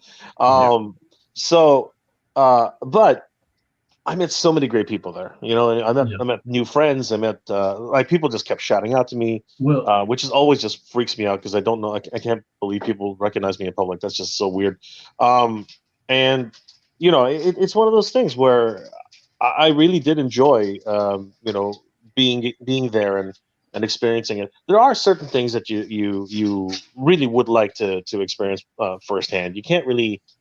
There are a lot of things which are tactile. I mean, we're all into toys, right? So toys are all tactile and physical things, right? Seeing them in person, yeah. it's just like seeing things on a television screen or it just doesn't do it justice.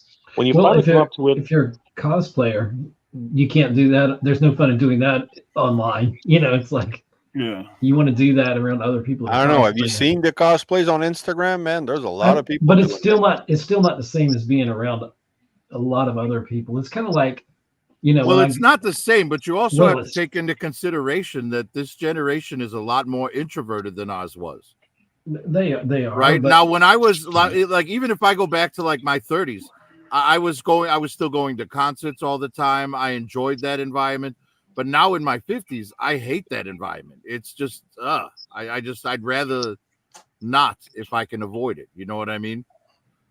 There's that, but I think what everyone's saying about cosplay is actually true. You're like the cosplayers when they're at the cons, they're in their environment. Everyone's like just asking them for pictures. They for the most part, I know a lot of cosplayers, and for the most part, they all really enjoy it. Is like you wouldn't do it if you didn't enjoy it. And the reason I say that is because it's not easy to cosplay. It's hot. You sweat, right? You're not comfortable. Like cosplay is uncomfortable, right? You're not wearing clothes. You're wearing armor. You're wearing scantily clad, this and that. People are touching you.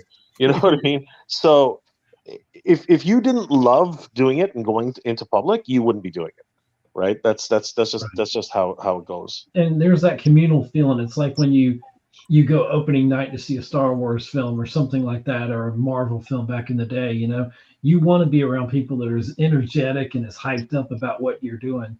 So if it's cosplay, if it's watching a movie, the first showing, it's always the best when you're with the true fans, that really love what's going on. Yeah, I guess I just feel that I've personally grown out of it. You know what I mean? Like, and honestly, like here in Chicago, my last few con experiences have been negative. Like I'll give you an example. There's a show here in Chicago called C2E2, and it happens every year. And it used to be that all the like local shops would have booths there and stuff, or table space. And you'd go there to hunt for toys and like get your bargains and stuff like that. Find books that you've been looking to finish your collection for years. And it seems like it's been taken over by the corporate monster. You know what I mean? Like all the booths now are your Bluefin booth, your fucking Konami booth, your Marvel booth, your DC booth, your Hasbro booth, and all the local shops have been pushed to the back. And on top of that, like. It cost you like $5,000 to get a table for the weekend. And it's like, dude, if you're a local shop, you'd have to bring your entire inventory and sell out just to break even. Yeah. So it's like they've pushed out the regular Joe, and it's been taken over by corporate America. And it's like, man, I miss what it used to be.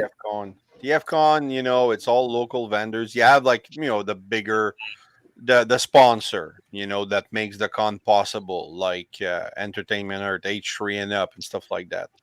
But there's a lot of room for the local guys, and I don't think it's $5,000 for a table, so that's pretty cool. I will tell you, Prophet, you would like Joe Fest because it was all toys except for that one guy all the way against the wall on the, like, as you were going in all the way on the right side, who was selling like ramen and some other little Japanese snack stuff. Everything else was toys. Well, but Joe Fest isn't like a major Comic-Con. You know what I mean? I'm talking about like the major there was still a comic lot of passion conventions. and pieces. Well, I say everything else was toys. There was comics too. Every con, especially when you get to the larger cons, Comic-Con in a lot of ways is very difficult to get. The waiting list is a year or sometimes 2 years long, and that's because for the affordable tables, right? And when I say affordable, I'm talking about $300 to $500. And this is that's just for the artist alley. You know what I mean? But the reality is that with 5 days to sell your stuff, it's my understanding that most small vendors do well. Same thing with the ones here in Toronto, in Canada. But if you don't have a product that people want, that's just the way it is. You're in Toronto? Well, I'm just basing this on Chicago. Sure, I've been to C2E2, and I've had a couple of people tell me, it gets expensive every year, but I don't think. Again, I can't see anybody charging $5,000 a table. That seems that's an exaggeration. But when we because we tried, I was working at a local shop called the Dragon's Den, up until earlier this year, and last year we tried to go to C2E2, and the table was for the 3 days was literally $3,000. Wow. That's a table. It's not a booth. Well, for a booth, like for your space on the floor, for your like whatever it is, 15 by 15 square. That's a lot. Yeah, that is a lot. But that sounds. I mean, it's not impossible. I've heard of things like that. But it depends on the placement that they want you in. Whether it's a corner table, there are a lot of things that are involved in that. But yeah, if it doesn't make sense to you, right, then you shouldn't be doing it, right? And that's probably what happened, right? They decided not to go, right? Yeah, well, they priced us out. They priced us out. That does happen. It's unfortunate. It really is.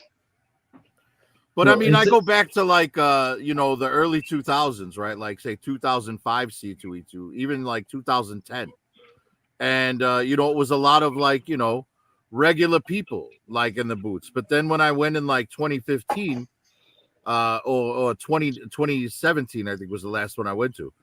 The whole main floor was just covered with corporate booths. No local shops whatsoever. All the local shops were pushed to the back. On the opposite end of Artist Alley. And then on top of that, so I get in line because I wanted to have Amanda Connor sign my Harley Quinn #1. And I'm in line for like 40 minutes. And then like 5 people ahead of me, they cut off the line and they say, all right, this is going to be the end of it. She's going to like stop signing after this person. And I'm like, dude, we've already been waiting 40 minutes. Yeah.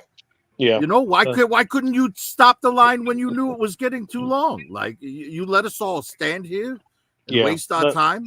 That unfortunately is the reality of line cons.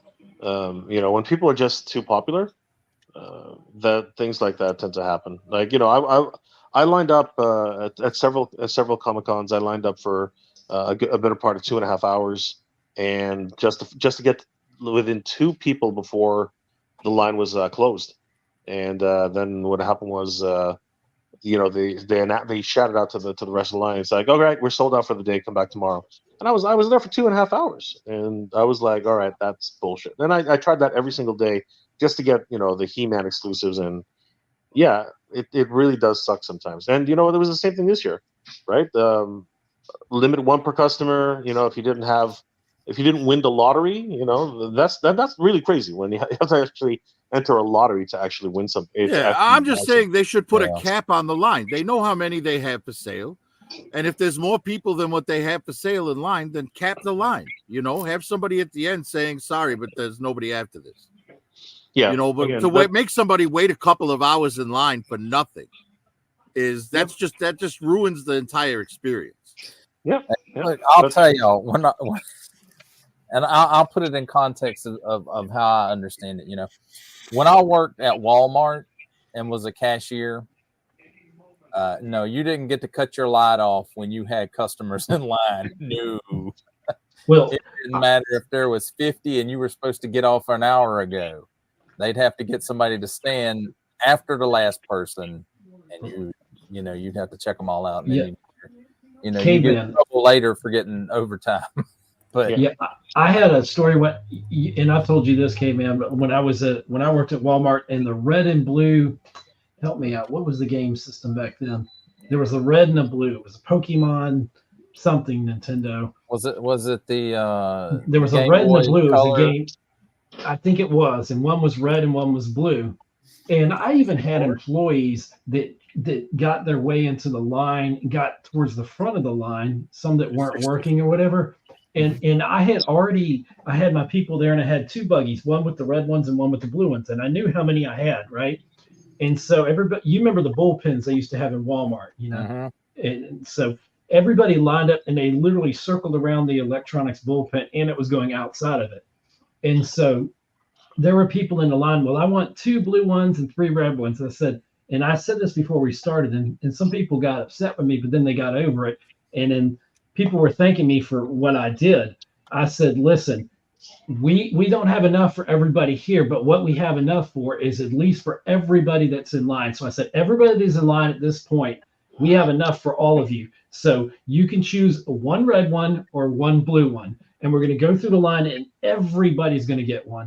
And there are a few people that got grumpy in the front, and there are a couple of employees. And I said to one of them later, I said, you should actually know better being an employee. And they got mad at me, but they got over it. But that's the way you do it.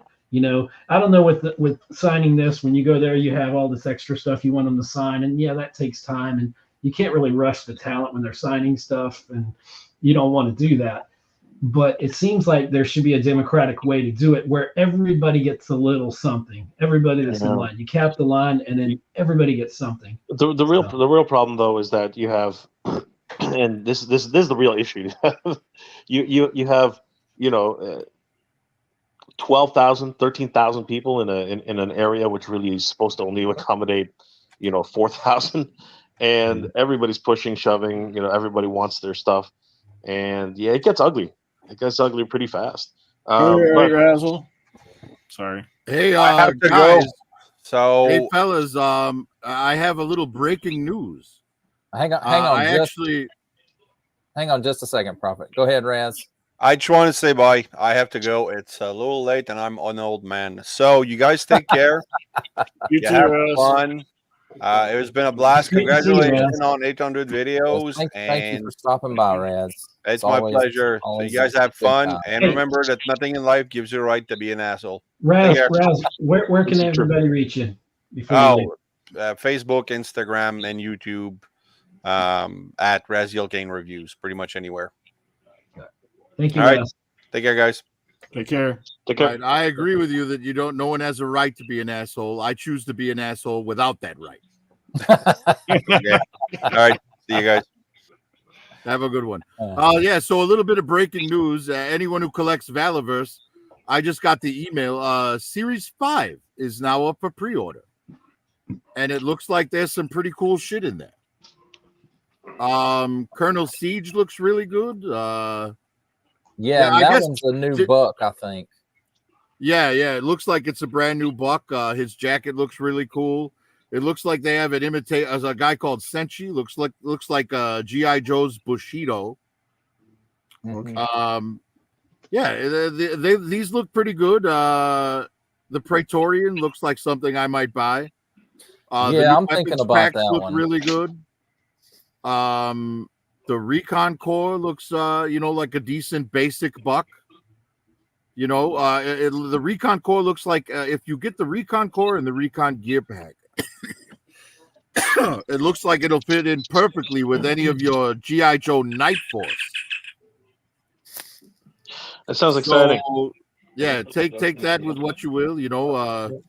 But that apparently just went up for pre-order. So there you go. Awesome.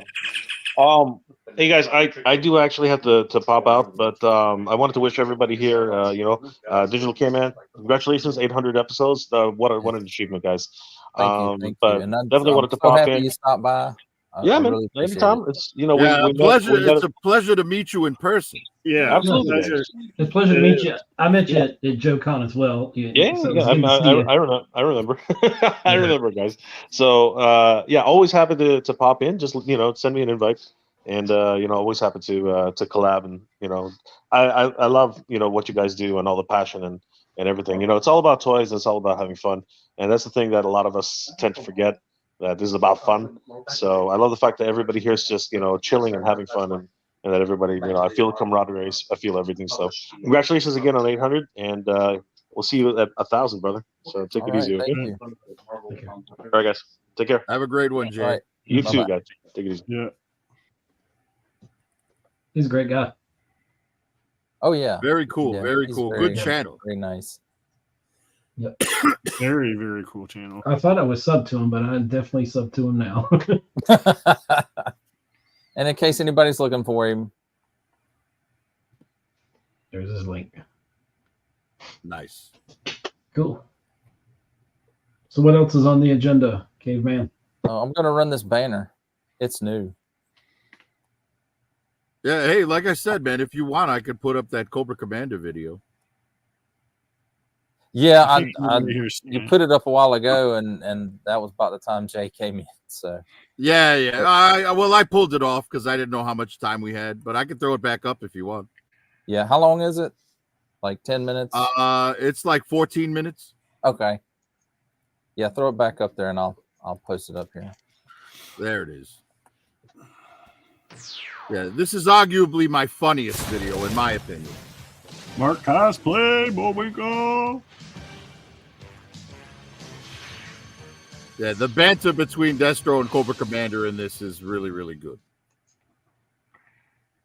What the? Destro, I'm here for my review. I think he took the Baroness out to lunch, Commander. You're that new trainee, Bob, right?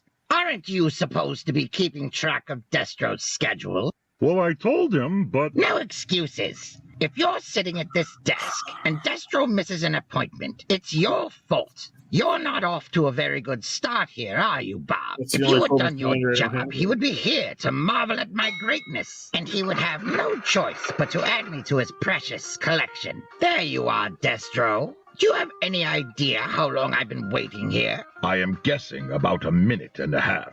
Where are you going, Baroness? What do you mean you left something in the car? Too, Baroness. I can't believe you would go to lunch when you knew we were filming my review today. You need to get your priorities straight. I mean, who's more important, me or your stupid girlfriend? The Baroness, obviously. You don't think I'm going to be a good figure, do you? Well, why the hell not? Look, even my shiny box is cool. I think you're still butthurt that I made you move all of your baby toys into the vault and turned your precious toy room into my personal gym. Don't let your pouting cloud your judgment. You'll see, Destro. By the time we're finished, I'll be the #1 figure in your collection. Now, let's go into the vault. We have to show YouTube how great I am. Fine, let's get this over with. Hurry up, Destro. I'm a very busy man. I have to threaten Australia with a plague of deadly spiders after this. Why are you moping? I thought you loved reviewing action figures, and I'm the best G.I. Joe Classified series figure ever made.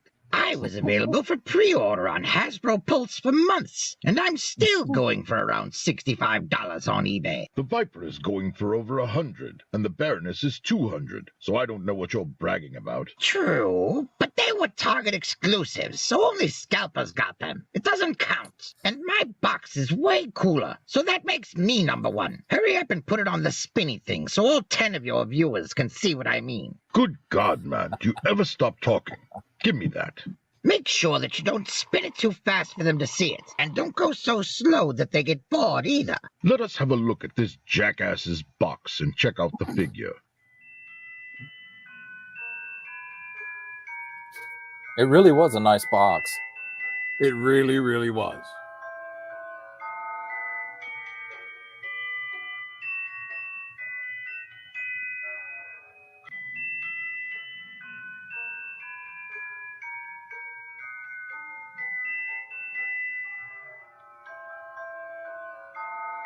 And that cape is really good. It's only missing one thing. And that's I kind of wish that it was magnet. There were magnets in his chest to hold it on instead of the rubber bands. Yeah, yeah.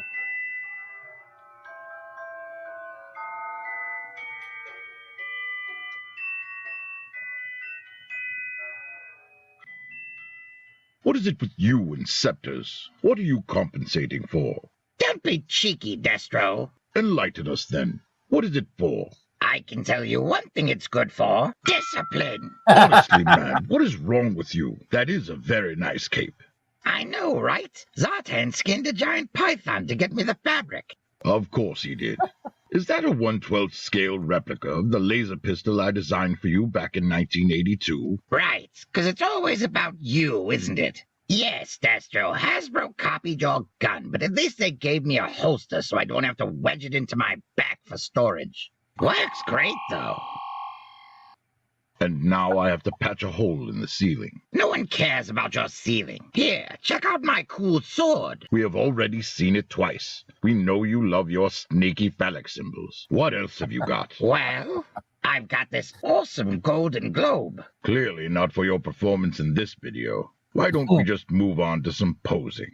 All right, just climb up onto the turntable. You expect me to crawl up there on my knees? I bet you'd like that. Hey, underlings, get over here. Get down there and form some steps for me. Look how obedient Kevin is, Bob. You could learn a thing or two from him. Now get down there.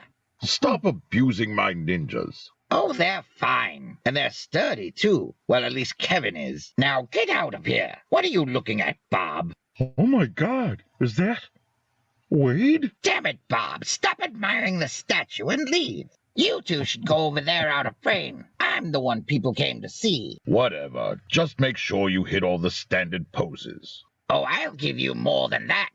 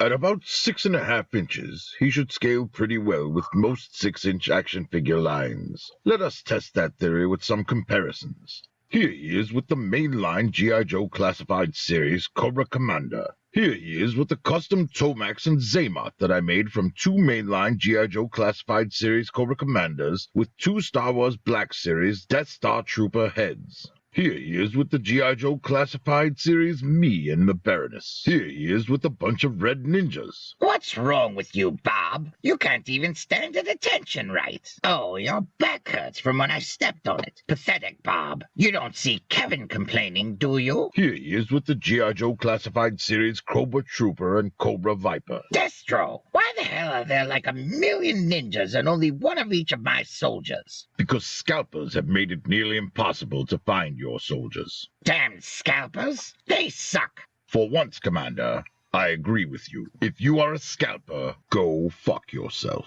Here he is with our G.I. Joe Classified Series prisoners, Gung Ho, a custom roadblock, Duke, Beachhead, and Scarlet. Here he is with the Marvel Legends movie Venom and a Mezco 112 collective Far From Home Spider-Man. Oh, let me guess. You're going to fight now. How boring and predictable. We do not like you at all. Here he is with my favorite Marvel customs. A Marvel Legends Professor Hulk Build-A-Figure with GPS lot soft goods, a Mezco Marvel Legends custom Black Widow, and a Tony Stark made from parts bought online. Here he is with action figure Jeff Goldblum and Gus. This is ridiculous. Stop trying to make jokes and compare me to some other evil leaders. That's right. Get lost, weirdos. Here he is with the leaders of the Empire and the CIS, a Star Wars Black Series Darth Vader and Count Dooku. Destro, you fool. Emperor Palpatine is the leader of both of their armies. They're just worthless pawns. I feel your pain, guys. Here he is with the Lightning Collection Lord Zed and Rita Repulsa. Here he is with the Marvel Legends Fox X-Men Magneto and Retro Wave Kingpin. Here he is with the Mezco 112 Hela and a Diamond Select Thanos. Here he is with the McFarlane Lord Voldemort. Here's Cobra Commander with an actual Cobra. What the hell, Destro? And here he is with my pet Velociraptors, Echo and Delta from the Jurassic World Amber Collection. Please don't let them eat me, Destro. Don't piss yourself, Commander. I still need your funding. Good boys. Now run along. Where are they? Are they gone? Calm down, you big baby. We still have to cover articulation. What the hell are you doing? Articulating you. Unhand me, you brute. Unsolicited groping is never okay. You know what? I'm done with this. Articulate yourself, you lunatic. Fine, I will. At least this way I won't get molested by a freak in a mask. Cue the music.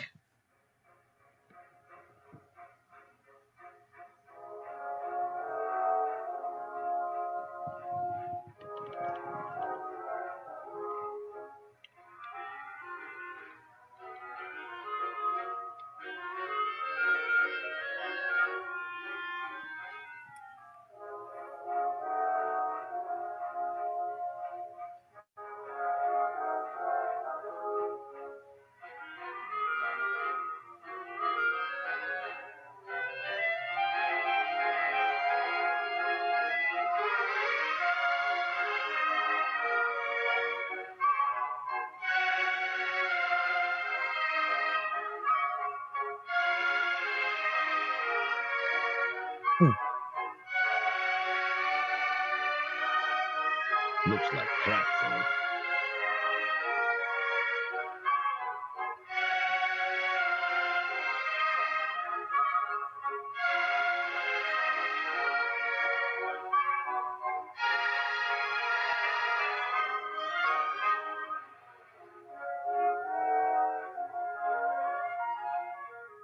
Are you finished? Yes, and I did a fantastic job, if I do say so myself. All right, let us wrap this up before you sprain your arm, patting yourself on the back. With great difficulty, I shall try to put aside my bias against the character and rate him as an action figure alone. Here's the score. 3 out of 5 for articulation. Aside from all of his overlays and ornamentations hindering his torso and an ugly joint here and there, he moves really well. 4 out of 5 for accuracy. For almost 4 decades, Hasbro has pumped out over 50 different versions of Cobra Commander, and a lot of them are hardly recognizable as Cobra Commander. But this figure is a near-perfect representation of how he hides his insecurities under bling and is instantly recognizable as Cobra Commander. 4 out of 5 for price and availability. The $65 he is going for online is only $25 over the original MSRP, but consider that a late fee. He was available for pre-order for months. Everyone had plenty of time to get him for $40,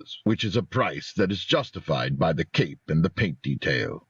3 out of 5 for accessories. The cape and the retro laser pistol are what keep this score from being lower. 3.5 out of 5 for fun. The torso is lacking in articulation and the head doesn't tilt, but he is still fun to pose and display. Once I have replaced the bands on his cape with magnets, he will be bumped up to a 4 out of 5.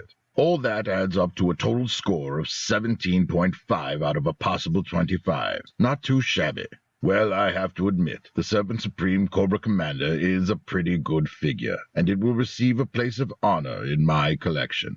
And so, as is tradition, I will begrudgingly share a glass of scotch with him. Keep your scotch, Destro. I drink champagne when I'm victorious. And how are you going to drink your champagne with that helmet on? Well, there's a slit that opens up. Why am I telling you this? I got my figure into your collection, so I've achieved my goal. I'm bored now, so I'm leaving. This may be the first time I have ever been happy to see a figure leave my vault. Well, that is all for now. If you enjoyed the review, like, subscribe, and click the bell for notifications, and join us next time, where we hope to add another great figure to the Prophet Director's collection. There's a little after credits thing here, so just give it a second. I am so glad that is over. Kill the lights, Dead Master, if you don't mind.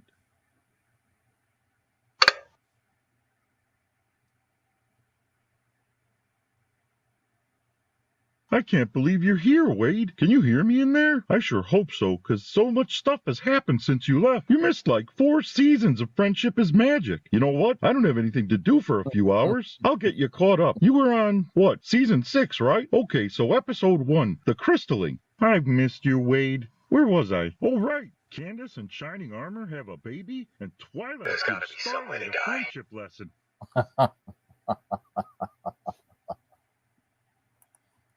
Yeah, that's one of my funnier ones. I think like 90% of the jokes hit well in that. They're so well done. You do such a fantastic job of those.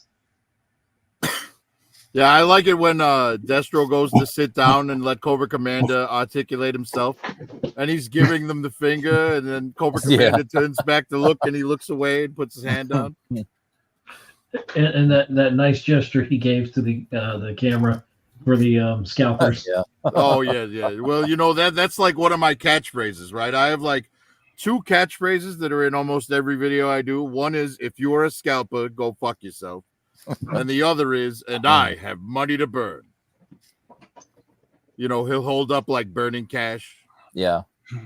He actually came with some burning cash. I like the laser effect you did. How'd you do that? Oh, that's just built into the freaking editing software. Oh, okay. Yeah, a lot of like effects are just built in, you know.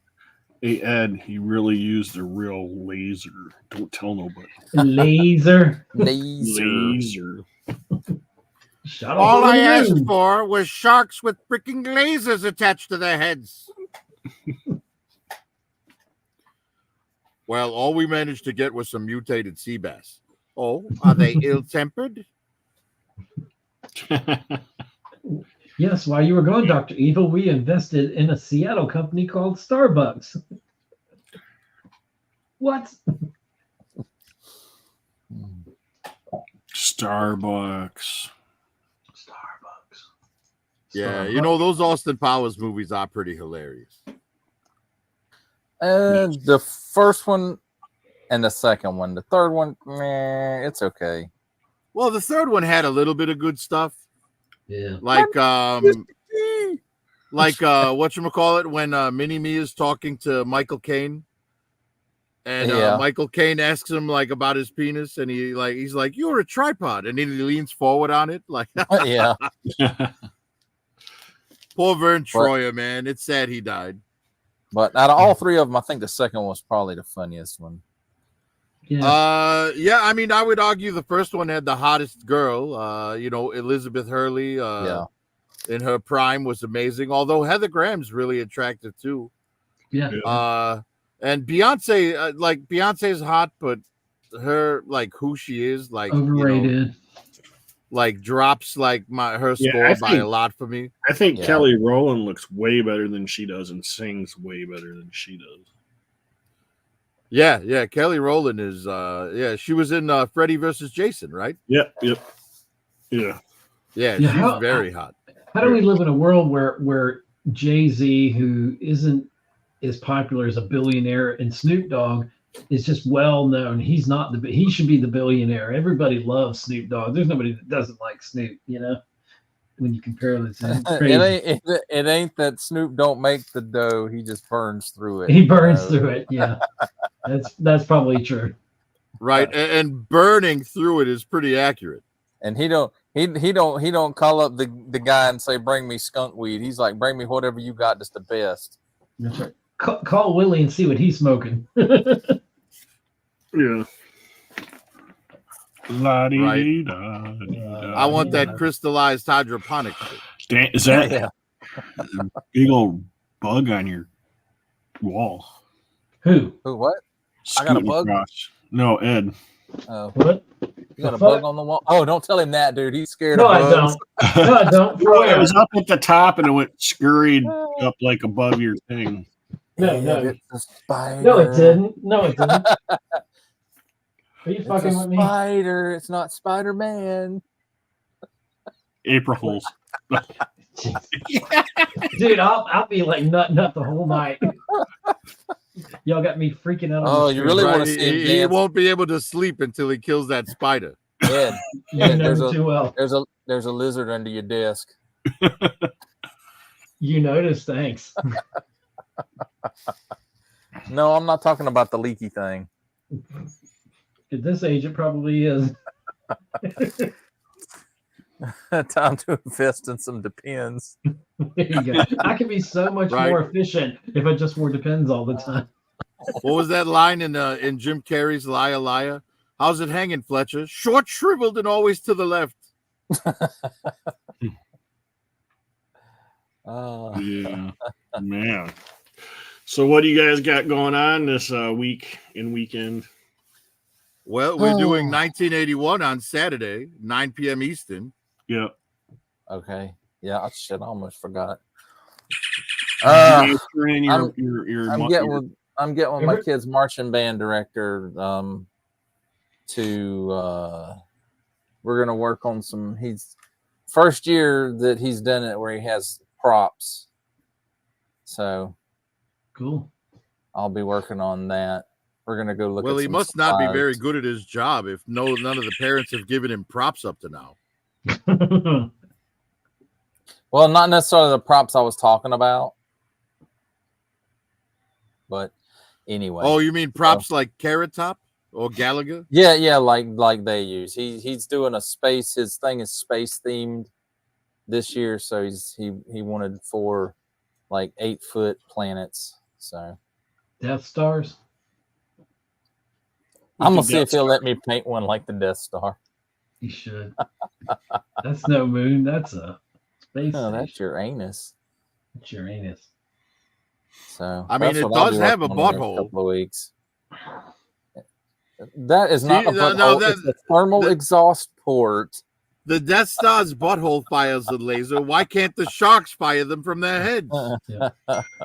You know, unfortunately for me, like this time of the year, it's really not. Again, there's really not as many movies. The biggest one I wanted to see was Wolverine, Deadpool, and Wolverine. So there's not much coming out that I'm terribly excited to talk about on the podcast. But I want to see. Welcome, Liquid Below Zero, and it's Hello, fine. Liquid That Below happens Zero. to me all the time. With Ed, as a movie, as a film, podcast, it might be fun to pick a property that from all the way back in like the 60s, 50s, or 60s maybe, and do a modern day fan casting. Well, right? Like, could you imagine like fan casting, say, Wizard of Oz today?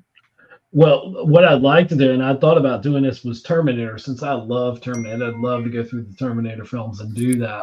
Plus, the anime thing is coming up on Netflix soon. It is, yeah. I think it's the end of August. No, it's coming out August 29th. I hope that's the right day. 29th, which was Judgment Day. It was August 29th, 1997. It's Judgment Day. And it looks awesome. Okay, now I've got. Thank you. That's what I'll be podcasting about. Because it's coming up. I'm kind of an anime nut myself, man. I watch tons of anime. It's actually a problem. We used to have Anime Tuesdays. We watch anime on Tuesdays. Yeah, we just there were too many people on, and nobody agreed on what we wanted to watch. Yeah, right. You got all these people going, "Let's just watch Dragon Ball," and I'm like, "Come on, man." The same thing over and over. Yeah. Well, with the thing with like Dragon Ball stuff is like a quarter of the episode is a recap of the previous like 2 or 3 episodes. Previously on X-Men. Well, when someone says to me, when I ask them like if they like anime and they're like, oh yeah, I like Dragon Ball and Naruto and Trigun, I'm like, dude, you don't like anime, you like Nick at Night. Like that's, you know what I mean? Like unless you're telling me current shit out of Japan, right. I really don't call you an anime fan. Well, I can't, because I can't call myself an anime fan. Not that I like Naruto. I never really. I mean, I might like it. I never watched it, but I like Dragon Ball. You should like. It's a generational thing. I tend to like what Prophet puts out most of the time. I watch some. In the '90s, like Vampire Hunter D and some Lupin the Third movies, and well, like I'll give you an example, right? Because last season there was a really great show out there. Obviously you've probably heard of One Punch Man. Yeah. All right, so imagine One Punch Man goes to Hogwarts. Yeah. And that was a show called Masho, where basically the guy's born into a world where everyone has magic, but he doesn't have any magic. So he trains his body to be stronger than anyone's magic. And that's it's hilarious. Like there's one scene in particular where he gets challenged to a broom race, but obviously he has no magic, so he can't make a broom fly. So what he does is he throws the broom and then jumps after it and winds up breaking their speed record. Right? Yeah, it's awesome. There's another bit where a kid's getting bullied, so he punches that kid and puts his head through a wall. And then the dean walks up on him and says, I can have you expelled anytime I want. And he digs a hole in the stone floor and buries the dean in it up to his neck. And the dean's like, what are you doing? And he goes, you said you could have me expelled at any time. I can bury you at any time. There's one where this character becomes a slime, and it's such a great story. Like, it's called That Time I Got Reincarnated as a Slime. And it's like 5 seasons in, but it's fantastic. It's like a kingdom building anime. Yeah. It's great. Right? I couldn't believe it. I was like, oh my God. Yeah, it's a really fantastic anime. There's one that I watched, probably my favorite anime from last year. It's called Isekai Nanbiri Nouka, and it's basically farming life in another world, is what the English translation. And basically God accidentally gave this guy like a horrible life, and he was an innocent soul. So to like reward him, he gives him another life in another world with like a super healthy body, and gives him like the God's farming tool. And, he winds up like living in this world, like in the most dangerous part of the forest. And like all these monsters that are supposed to be terrifying, he like tames them and befriends them and shit. And winds up like creating his own community there. And like, he's like the strongest guy in the world and has no idea, but it's like so good, and it's just like wholesome, happy, there's no like big bad guy or anything. There's a bit where he like takes down a wyvern with like one hit, and then they flash to the demon kingdom or whatever, and they're like, there's no way somebody took down a wyvern with one hit. That's impossible. It would take our entire army to do that. And the general's like, I'm gonna retire, I can't deal with that. I'm retiring. So it's like, but he's just this super laid back dude, and everybody, is like afraid of him. It's kind of hilarious. Yeah, it's really good.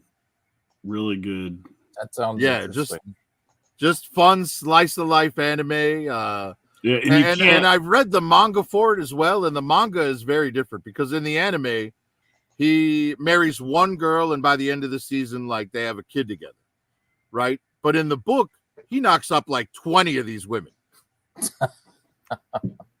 Wow. Like it's a straight up isekai harem anime.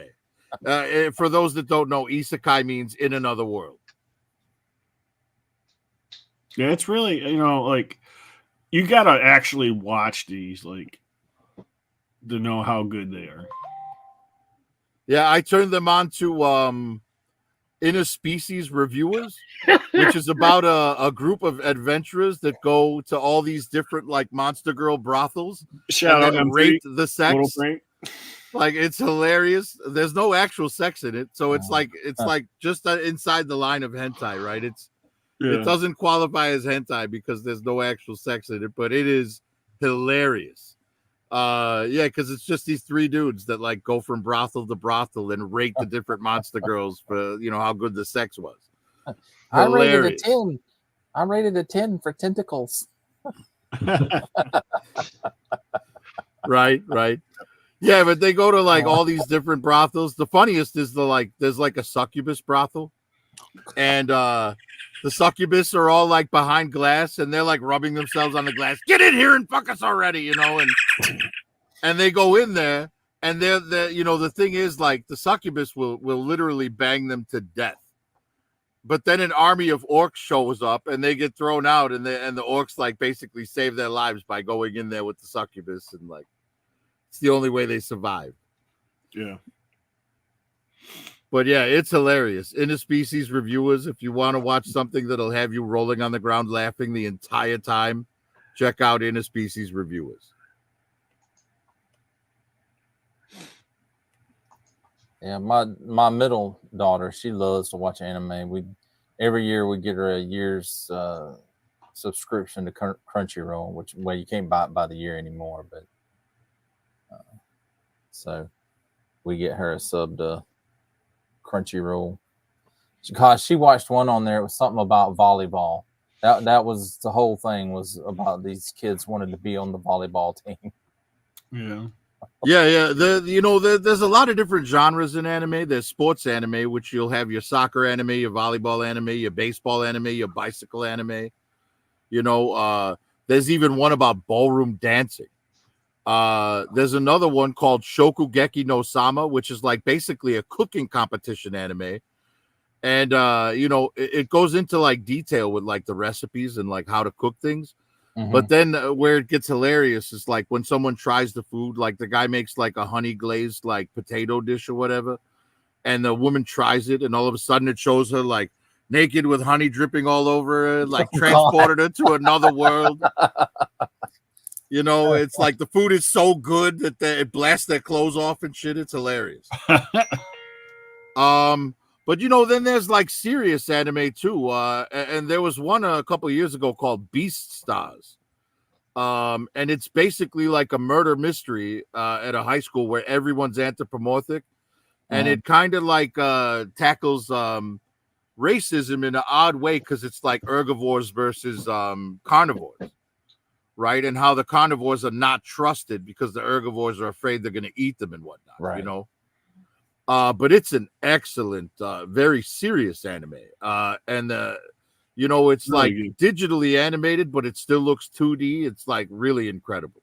Yeah. Yeah, it's on Netflix. Yeah, and then there's one called this was a few years ago. The hero is overpowered but overcautious. So like he goes to kill a slime and winds up using like a meteor to kill like a simple slime. He's like, no, I have to eradicate it completely. You know what I mean? Like, Yeah. Pretty funny shit.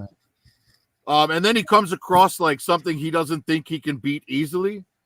And the goddess is like, who brought him there, is like, well, maybe we should go. And she turns and he's already running away. And she's like, you bastard, you just ditched me. But yeah, there's a lot of like really fun anime out there if you go looking for it, and some of them will surprise you. Like I like a lot of like slice of life stuff. And there was one from last year just about a girl who was like into cosplay. And like a guy in her class, like she discovers that he's good at sewing, and they wind up working together on like cosplay shit. And it's just like, this, heartwarming, like fun little slice of life anime. It's one of the reasons why anime is doing so much better than American like you gotta television. finish that one, Prophet. I never finished that with you. Yeah, it's really, really excellent. Surprisingly so. Yes.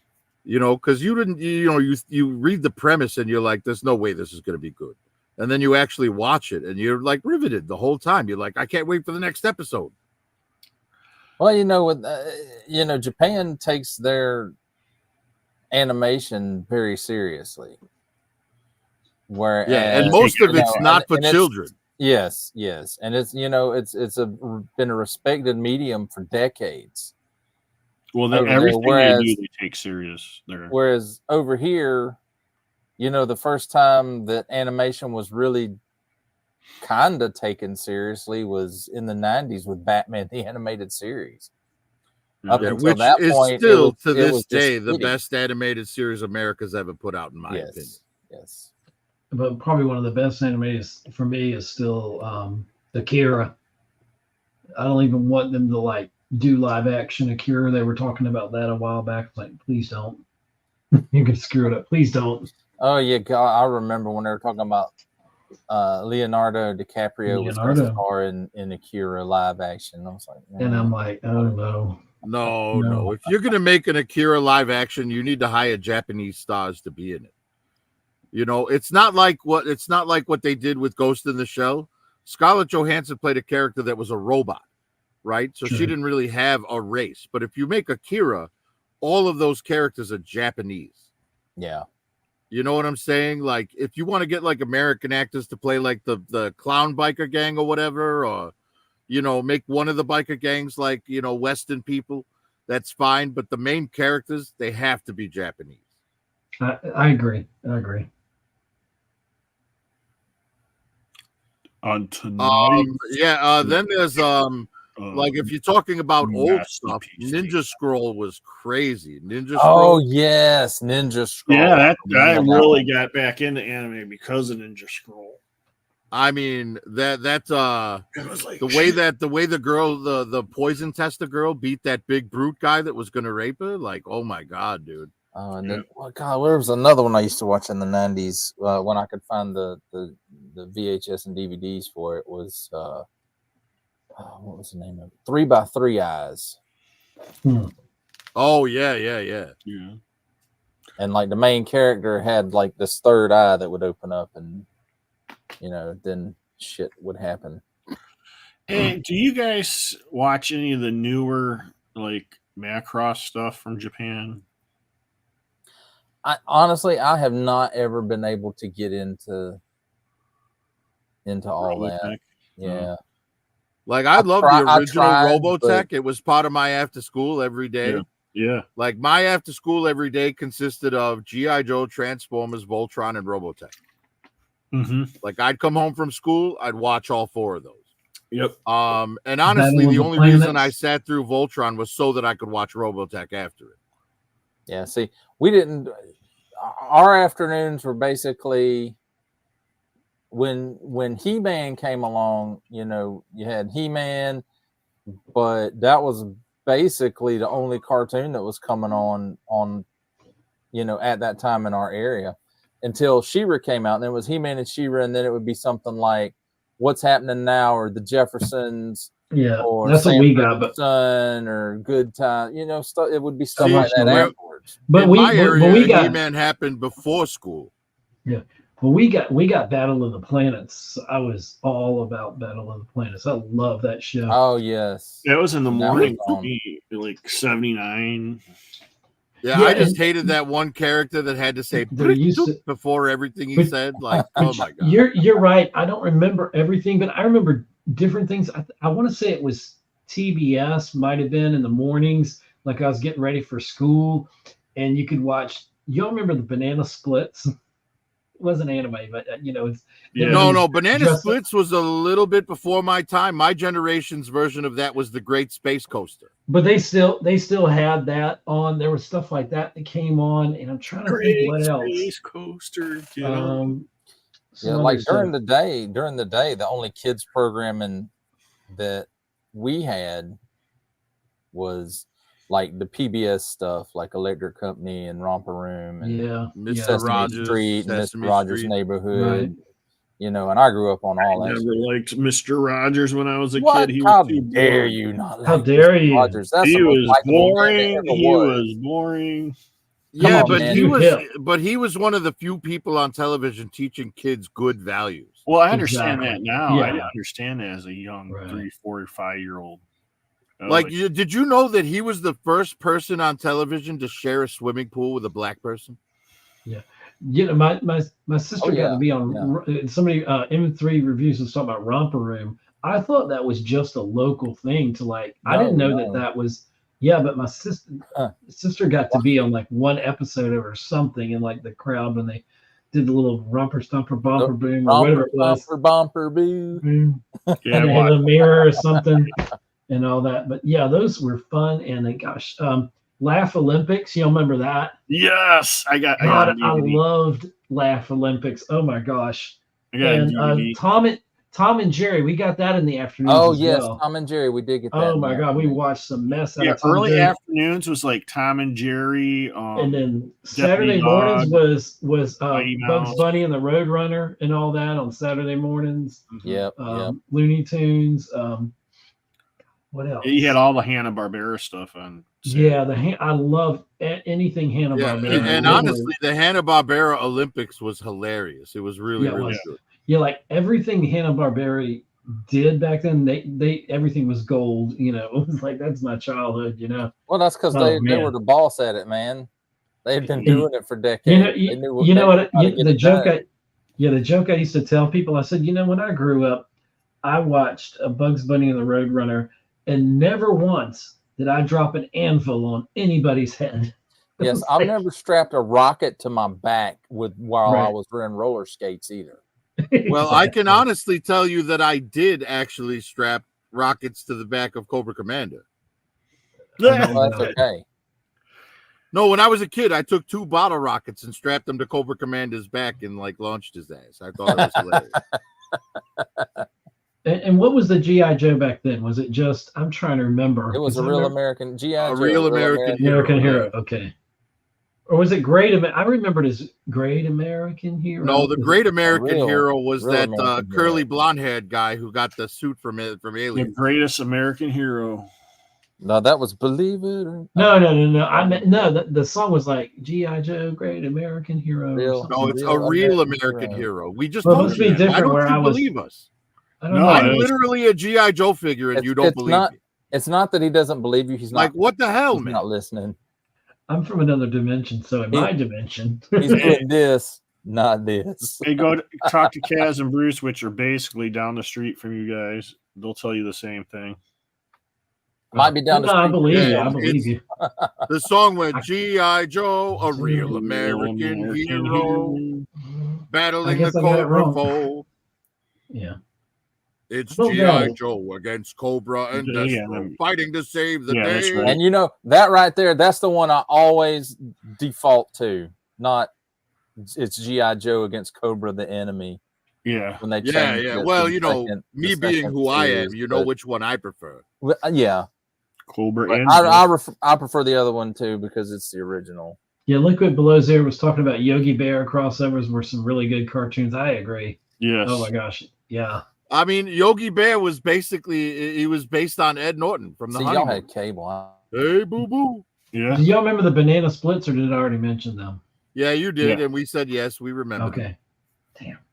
All-timers, I tell you. They actually did like a horror movie of the Banana Splits a couple of years ago. Did they? Dude, it was great. Yeah. It was, I should say, fun. Wow. But yeah, I lived out in the boonies. I didn't have no cable. I didn't have Cartoon Network. You were the antenna. You had to stand there and they put aluminum foil on your arms. Only certain places up here got cable, like in 79, 80. Yeah. Well, we had what was called On TV, and it had all the regular channels, and it had HBO, and it had MTV, and that was it. On and It TV. When we got ABC, HBO, CBS, NBC, and PBS. Yeah, when we got HBO, and the cable box looked like an Atari 2600. It did. Yes. But all right, thank you for stopping by, DFS. Appreciate it. Yeah, have a great one, DFS. You DFS. Like, share, and subscribe. But gosh, we had, what were some other ones? Gosh, I'm trying to remember. Thank you, think of the names of them. You going to bed, M3? Yeah, I'd imagine we're about to kill it here in a couple of minutes anyways. It's almost probably midnight will where be you it, guys yeah. are. Yeah, it's almost midnight. Yeah, Aren't you glad we celebrated your 800th show? Yes, I am. It was. Where very I just fun. want to know I had a where's good the time. cake and ice cream and stuff, man. Cake and ice cream. Get in my belly. Celebrate, Cake man. and ice cream in my What, belly. what do you think? This is a show that has actual money for production? Yeah. I'll tell you what, Dr. Our Evil. budget is goose egg. I'll tell you what, Dr. Evil. You get your mojo and you keep your money, and I'll only get if you're your baby. If only you're a member and you subscribe, will you get cake and ice cream?